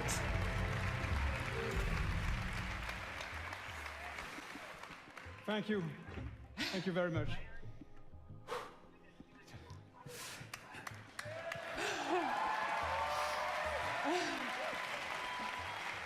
Thank you. First of all, I want to say a big thank you to all the teams who worked very, very, very hard on creating all this world. Again, thank you to all these teams behind us. I want also to say thank you to Yves, with all my heart. Also danke natürlich zuerst an all die mitgemacht haben. Macht ja auch mit unter Sinn. Thanks Yves for making this happen. This is just amazing. And also a special thanks to the fans of Beyond Good and Evil for sticking with us for so long. Ah, nice. Die tun da, glaube ich, auch ein YouTube-Set einblenden. Was vor allem, wenn er wirklich so ist. Also die war Ubisoft. So welcome to System 3. Our story takes place before the birth of Jade, in a multi-ethnic, multicultural human society in a distant solar system. It is a time when corporations create hybrids in their labs and enslave them to colonize the stars, in order to compete for power and cosmic resources. With our crew of crazy and unforgettable characters, we fight in the name of freedom and the right to determine our own fate among the stars. And we will helm massive star-faring vessels through territories as spectacular as they are dangerous. We've been working very hard just on the technology during 3 years. And today, we have a seamless online playground where we can travel across space at the speed of light. We can explore mysterious cities and discover unknown lands by ourselves or with friends. And we want you to participate in the making of this great adventure. Join our Space Monkey program. Okay, vielleicht registrieren wir uns für das Space Monkey Programm. Beyond good and evil, a world that will challenge us and bring us together. Ist nur die Frage, was ist das? Was ist dieses Space Monkey Programm? Ah, das tut, glaube ich, ist irgendwie Affe ins Weltraum schießen lassen, oder? Könnte ich mir sehr gut vorstellen, dass dem so ist. Congratulations, you guys. You know, Gabriel and Michelle, you've done a fantastic job.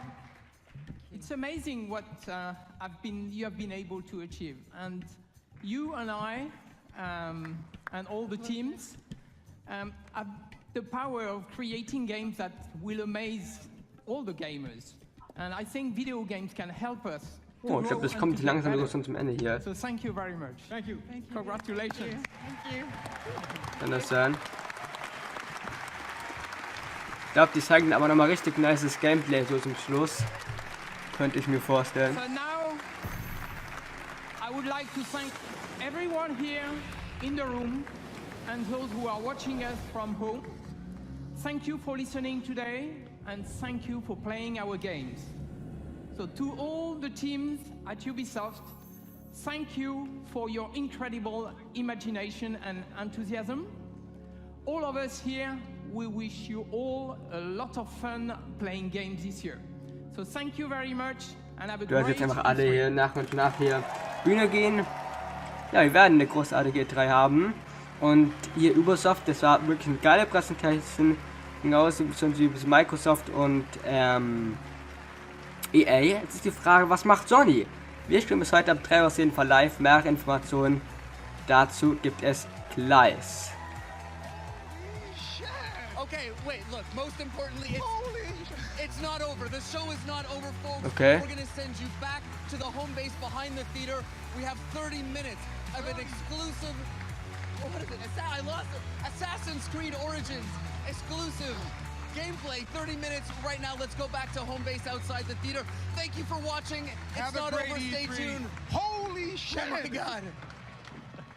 Hey there, folks. What a show and what an ending, huh, guys? Wow. That was amazing. Fantastic. It was jam-packed with great games, and we've got more great games to show you right now, specifically Assassin's Creed Origins. I'm Chris Waters, joined by Hanny Duong, Carl Lua, and Ash Ismail from the Assassin's Creed Origins team. And let's get right into it, fellas, here. Without further ado, okay, also jetzt tun die Gameplay zeigen, das kann hier noch eine lange Reihe weitergehen. Ja, wir tun das jetzt hier einfach hier ganz fress hier alles anzeigen lassen.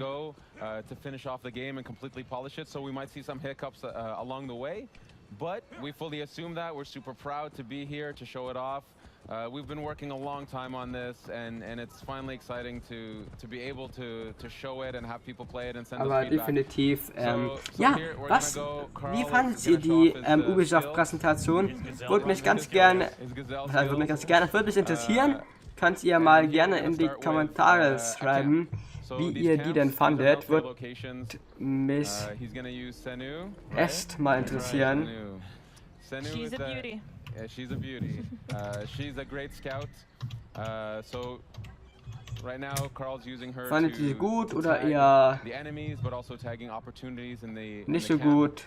Now the question might be, why would someone infiltrate such a location outside of quests? So there is a quest that actually takes place here. In the demo, we've disabled the quest so that we can focus on the world and what happens with the world. Later on, there's going to be more streams with quests so that we can kind of spread the love, the content. But for now, we're just kind of cutting loose in the open world and going to see what is in store for us here at this camp. Now, with the tagging, I'm noticing to go to one shops, of the new features here is that levels are popping up over the enemy's heads as you are tagging. So what can the player read into those levels as to what kind of challenge they're going to face? Yeah, so by going a lot more action RPG, what's happening here is that right now Bayek is level 20 and he's facing off against enemies that are at an equivalent challenge.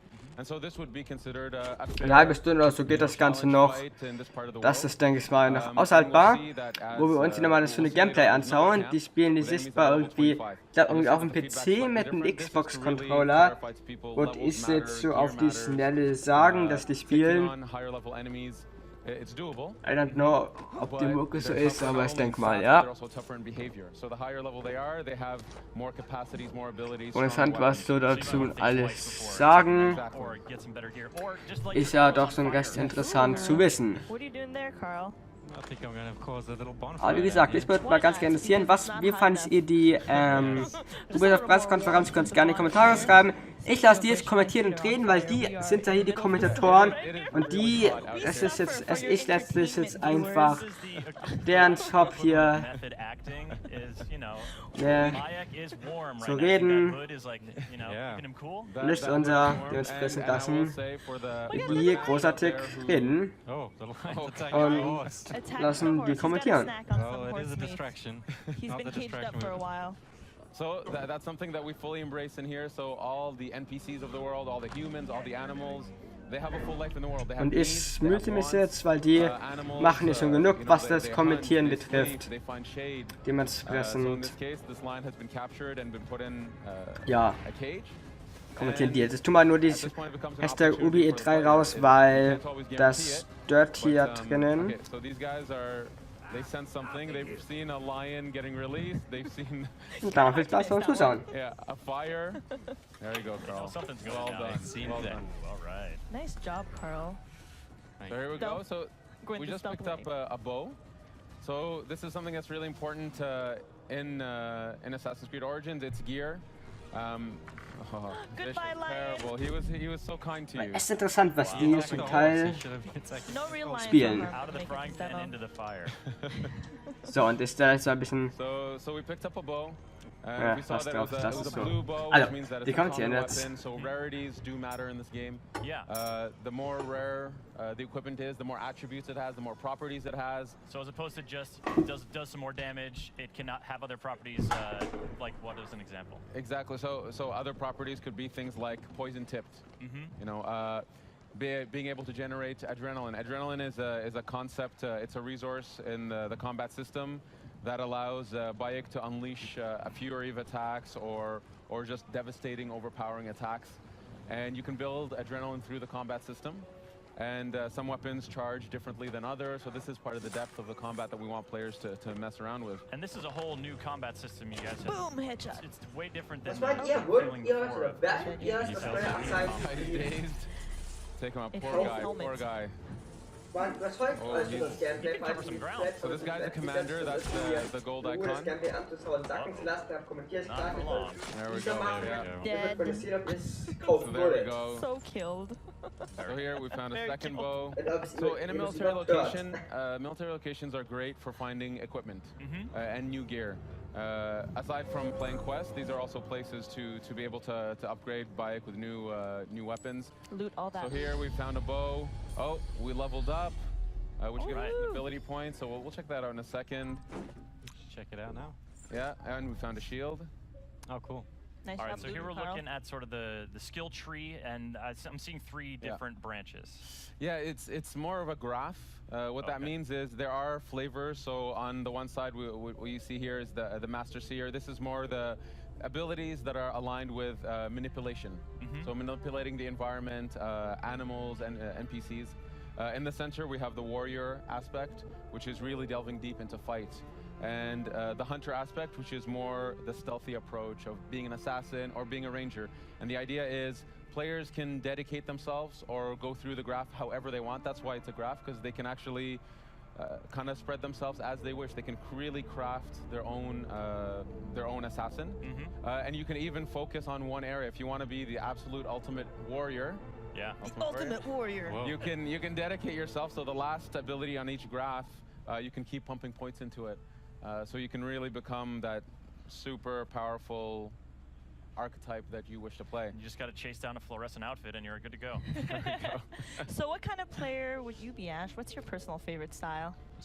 Personally, well, we should get Carl to buy something here. We go for the enhanced warrior bow. Enhanced warrior bow. The warrior bow is super cool. We haven't seen it yet, so maybe we should switch to it if we can. Yep. We did pick up a few new bows, right? Yeah, we should check out the new gear. Check out our gear. Definitely check out the new gear. So in terms of my style, I would say I'm somewhere between hunter and warrior. I can't choose one or the other. I sometimes prefer stealth, sometimes prefer just duking it out with the guys. That's my style, but that's one thing we wanted to cater to, is that we have a lot of fans who either play stealth or play pure combat. It depends on their mood. We wanted to give them a control over that. Yeah. So here we can see that Carl put on a new bow. You also had a new shield. Put on the shield, put on the shield. New everything. New bow, new shield. Is it really going to be better? Let's have a look. It's way better. So oh, you can see the shield adds to the player's resistance. Okay. So it's quite significant. And we can see it has a property, which is that when you block a hit, you generate adrenaline. So the idea is with gear, you can actually start crafting, again, the way you fight, the way you stealth. We can see the crafting at the bottom there. So just like combat, there's no longer this concept that you can one-shot assassinate just anybody. Enemies that are higher level, you'll do stealth damage, but if you want to one-shot them, be that true lethal assassin, you have to craft better hidden blades. You gotta work hard at it. And now we're going for a little boat ride. Yeah. Yeah, trying to cool down in the sea, which I wish I could do right now, because I am on fire. Pretty hot. So this is the amazing tech Singapore has been working on. The water. I think it's some of the most beautiful water in any game. It's absolutely beautiful. It's completely seamless. We can, at some point, we'll dive underneath. For now, you know, we have an island here. Let's maybe at some point explore the island. Well, this lake is really big. Yeah, can we just get a sort of look at how big this is? So this is one Take of the a look at this lake. Wow. Yeah. I don't know. You I'm can see looking the draw distance are absolutely stunning. Yeah, this is, for you folks watching, this is running on the Xbox One X. Yeah. It's absolutely beautiful. It's really allowing us to showcase what we can push with our engine, the beauty of the world. We really want to do Egypt justice and show it off, show off our artists, show off our technical people, our programmers who bring this to life.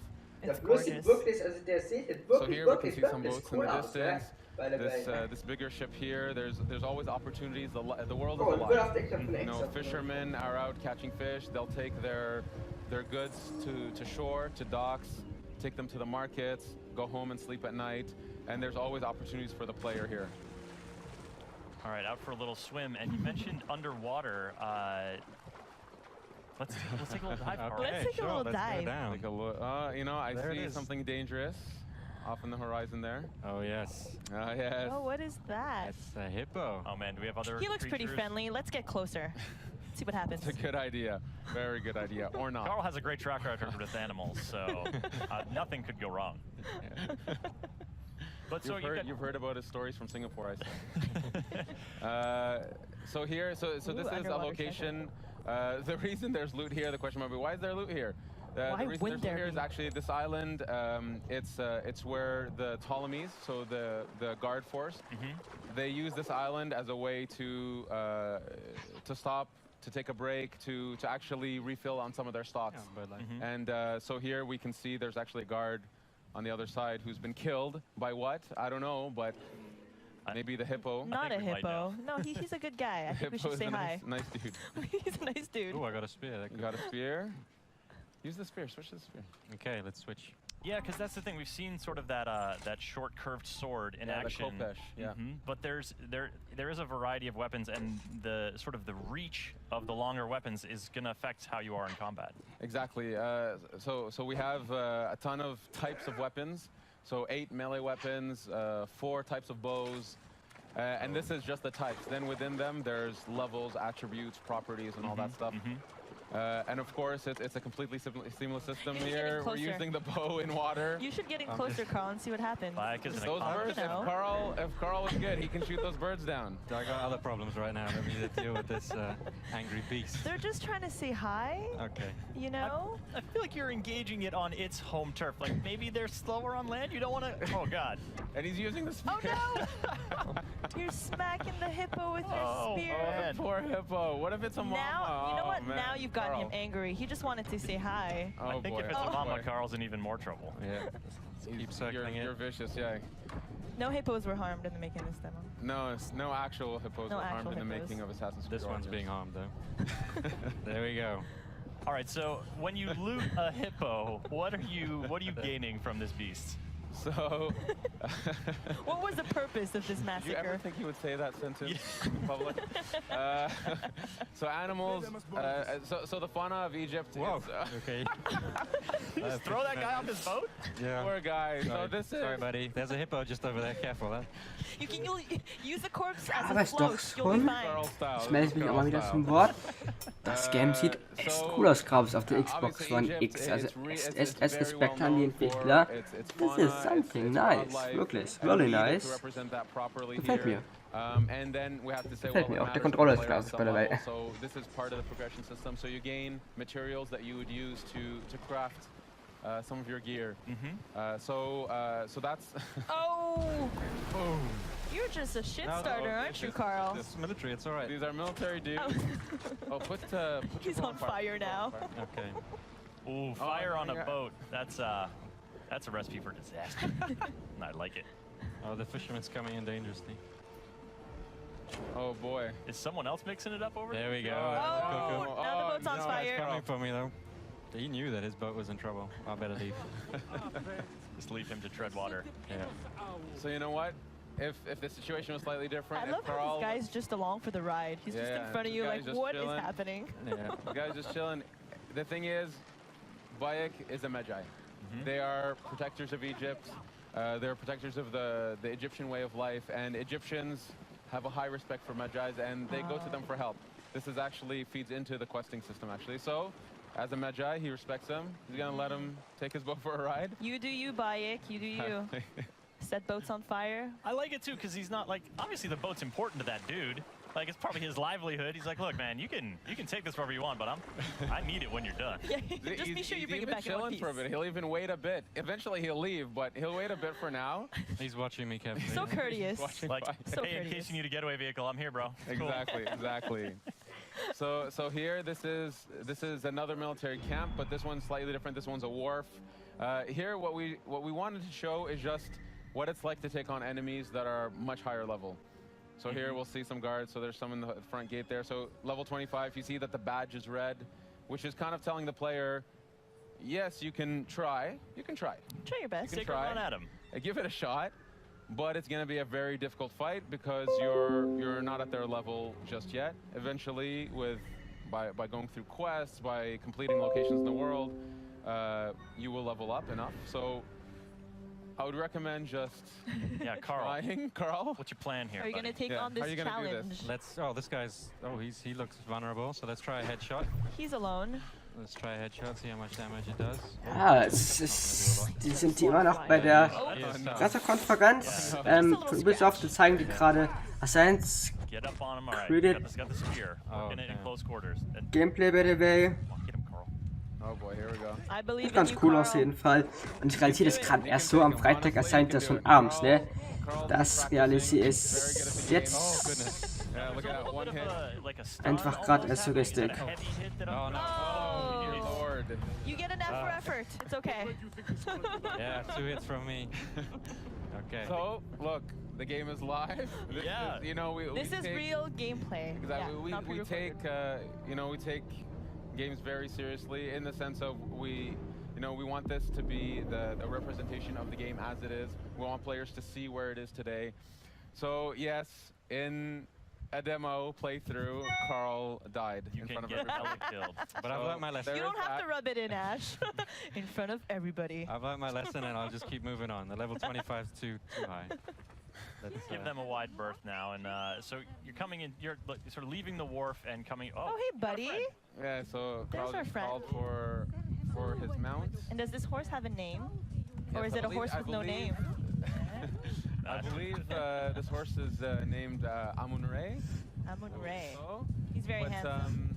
Or It's a she. beautiful horse. Yeah. So Senu is our eagle companion. In this case, though, we wanted that mounts was something that the player can actually collect more and more mounts, purchase more and more mounts, and we have many different types of mounts. So there's horses, many types of beautiful horses, but also camels and eventually chariots. Camels. Yeah, and they all have their value, and so you can actually have different types of horses.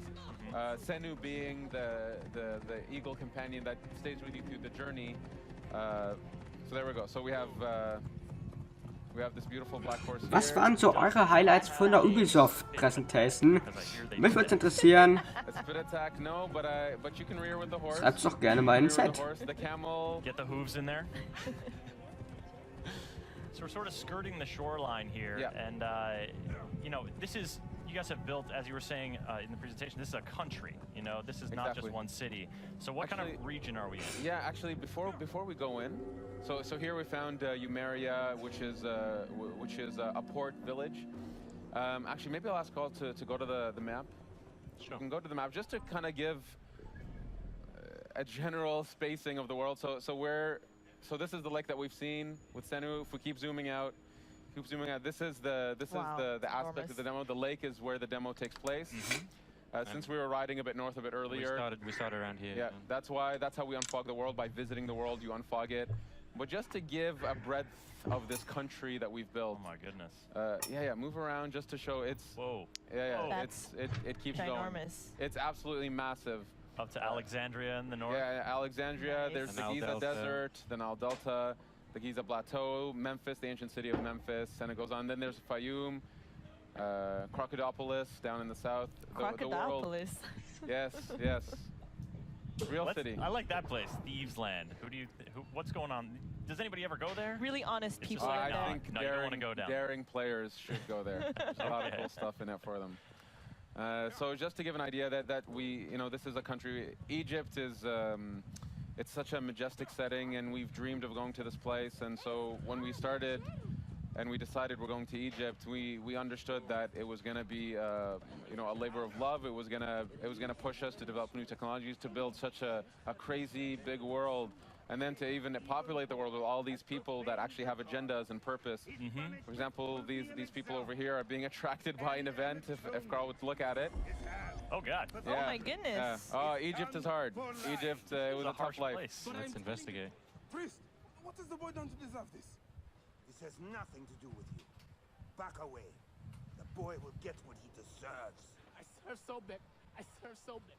I am a slave. Boy, what are you accused of? I was charged with ferrying 2 gold Sobex to Crocodilopolis. Just out of port, my ship sank by the lighthouse. I almost drowned. The statues were lost. I didn't steal them. Silence! And you, step back, Saete. Wait, do not threaten me, Ned. I am a Magi. If the boy speaks the truth, I will find your gold Sobex.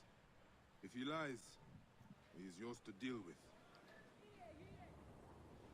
So here we got a little bit of a taste of Bayek's personality and his attitude towards these masked priests that abuse their power. And this is a side quest. So our players can expect this type of quality, cinematics, great characters, in the optional content in the side quest. And we have hundreds of stories to tell. Egypt was a really wonderful place. Then we found so much amazing stories that we wanted a way to be able to tell them, and the quest structure allowed us to do that. But again, we're saving the quest stuff for other streams, for YouTubers out there. So for now, we'll continue with playing our through the open world world. shenanigans. Yeah, if you folks are just joining us, we're playing Assassin's Creed Origins on the Xbox One X with Ash and Carl from the Assassin's Creed Origins dev team. I'm Chris, this is Hanny, and we'll be doing this for about 10 more minutes, so stick around. We've got plenty of open world stuff to show you, and some explorations here as Senu scouts out some more locations. She's a good girl. So here, actually, I'm going to ask Carl to not stealth this one. the reason we're showing these different locations, different camps and warps is actually we wanted to show a bit of stealth, we want to show a bit of fight, so I'm going to ask Carl. All right, well, what do we got in our arsenal here? He needs to earn some redemption. Oh, yeah, okay. He needs to earn redemption. This time, win this one, Carl. Okay, let's give it a try. For the Okay, here I come, out the bushes. Are you going in with the spear? I'll just shoot him in the chest first, wake him up. Good wake-up call. There we go. Nice. Okay, all right, all Nice right. dodge. Ja, das ist Gameplay, was die uns jetzt gezeigt haben und jetzt noch zeigen werden in den letzten 10 Minuten so ziemlich, in dem ja, das Ganze jetzt noch geht. Nächstes Mal können wir uns doch ein sehr gutes Bild von dem Game so tatsächlich machen. Wir werden darüber gleich auch noch reden, sprich so in 10 Minuten, also ungefähr 1:10 Uhr, um jetzt mal eine diskrete Uhr zu erzählen, ungefähr so rum. Werden wir noch ein bisschen über die Präsentation von Ubisoft reden, ein bisschen darauf eingehen, was die gezeigt haben, wie das Ganze war, was so das Highlight war, so insgesamt über die Spiele reden und ab 3 Uhr streamen wir live die Präsentation von Sony. Jetzt haben wir es, die Sony-Präsentation tun wir Livestream ab 3 Uhr nachts.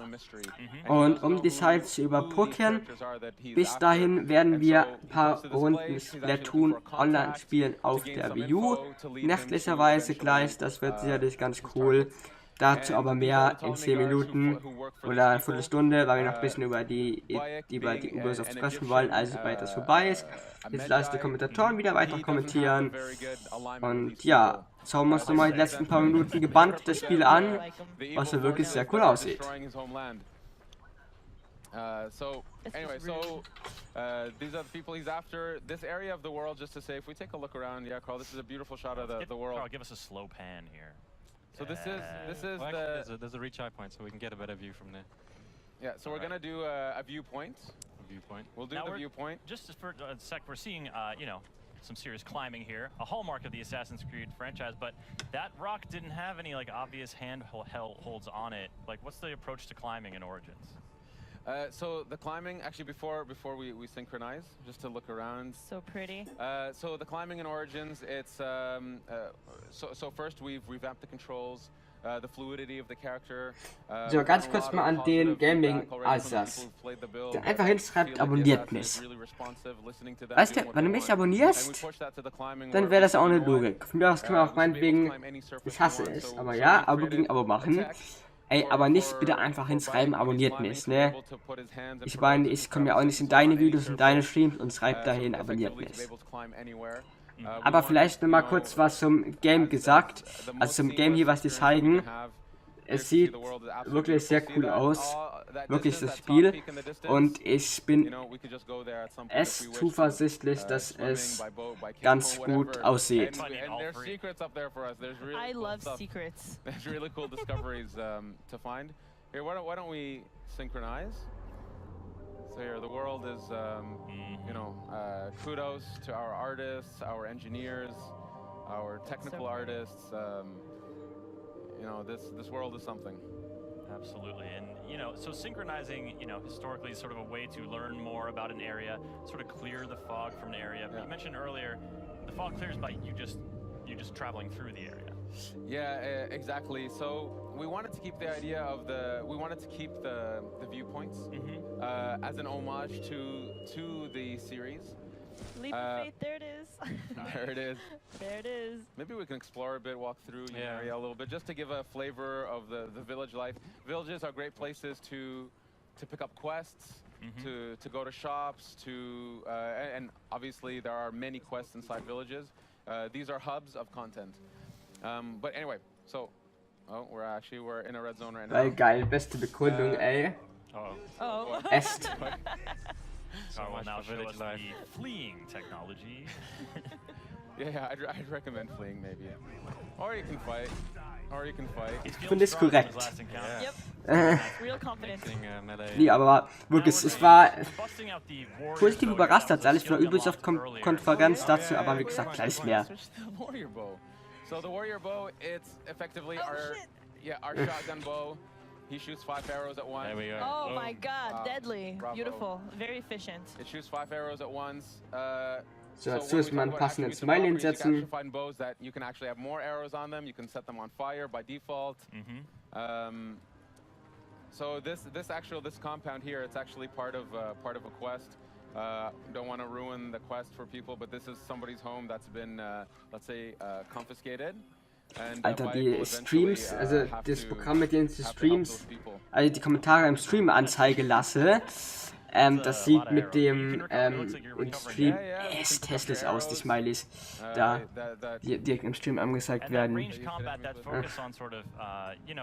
Assassins have had ranged weapons in the past before, but with the bows in Origins, you guys are really ich bin sympathisch, also dazu sage ich danke. It's a full-blown third-person shooter on that element. It's we really wanted that the playstyles we push, so range combat, melee, stealth, that this stuff feels authentic, and if you just want to focus Danke, dass du sympathisch bist, das finde ich schön.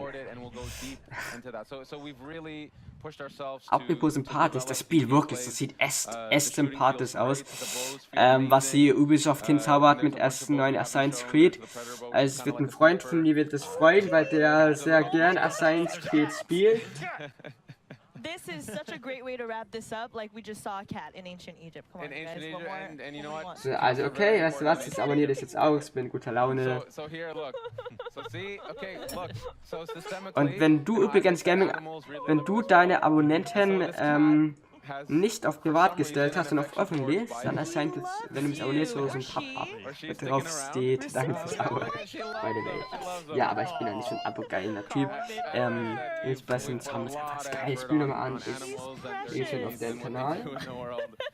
I love Um Abo zu that she lassen. appeared near the end of this stream. This is amazing. Okay, 27 Abonnenten. Ash, this has been so Jetzt great, hast du Carl. einen Thank mehr. you for showing off the game. There's a lot more to come this week, and but it must be really exciting for you guys. You know, it's been a long journey for us. It's Okay, du machst Minecraft-Videos. Finde ich and cool. have people play it, get their feedback, Finde ich see cool. their excitement. I'm super proud of the team and what we've achieved. Kudos to the Singapore team, to the Montreal team, to all the teams that are working on this game all over the world, with many people supporting us. It's a really wonderful, exciting time. Ja, danke für geiler Stream. For our fans to play this.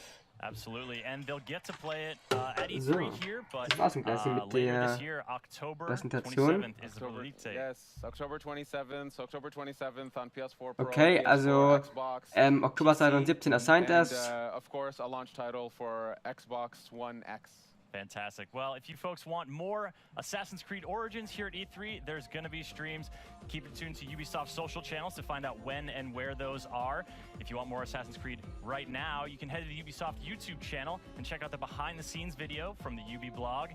And for all the awesome games here revealed during that incredible So, wir sind aber noch nicht ganz fertig, also nicht denken, falls Sie jetzt abschalten, dass wir auch gleich weg sind, denn das sind wir noch nicht.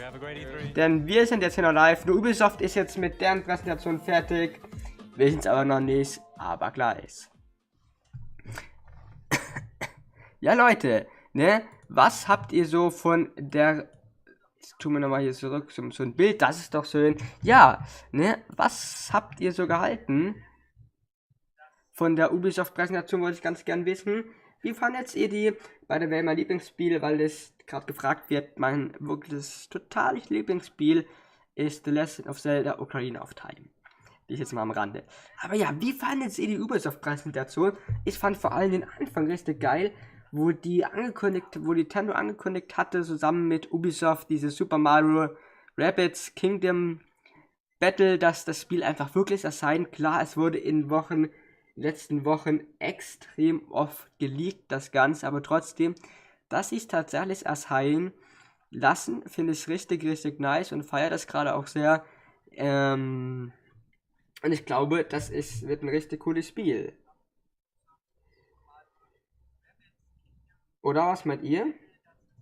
Könnt gerne jetzt schreiben. Okay.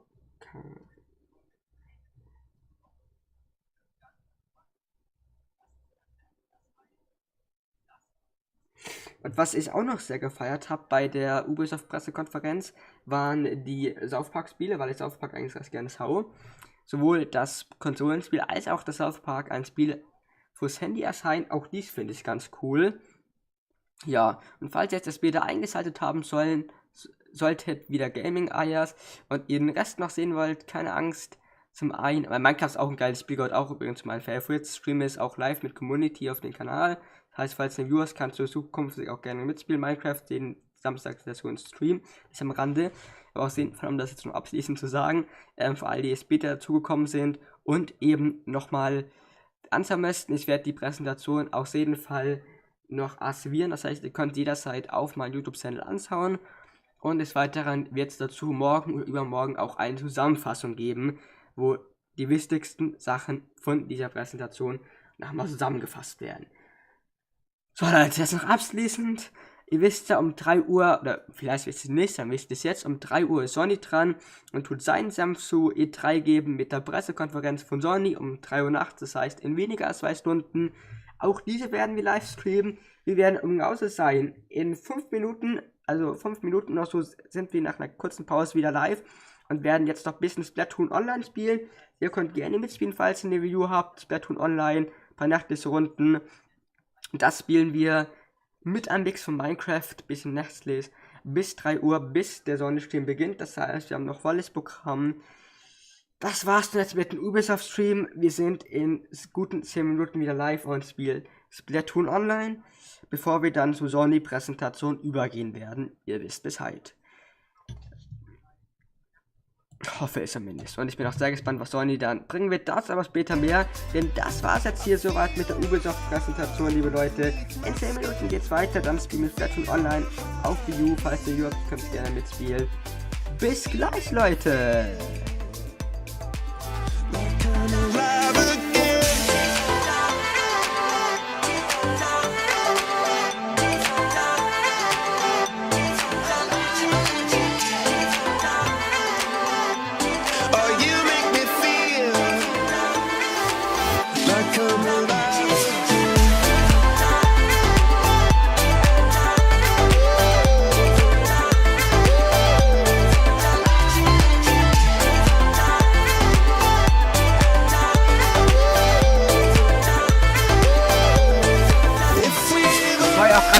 Übersteuerung von der Abspannmusik, sorry dafür, ist ich gerade ein bisschen leiser.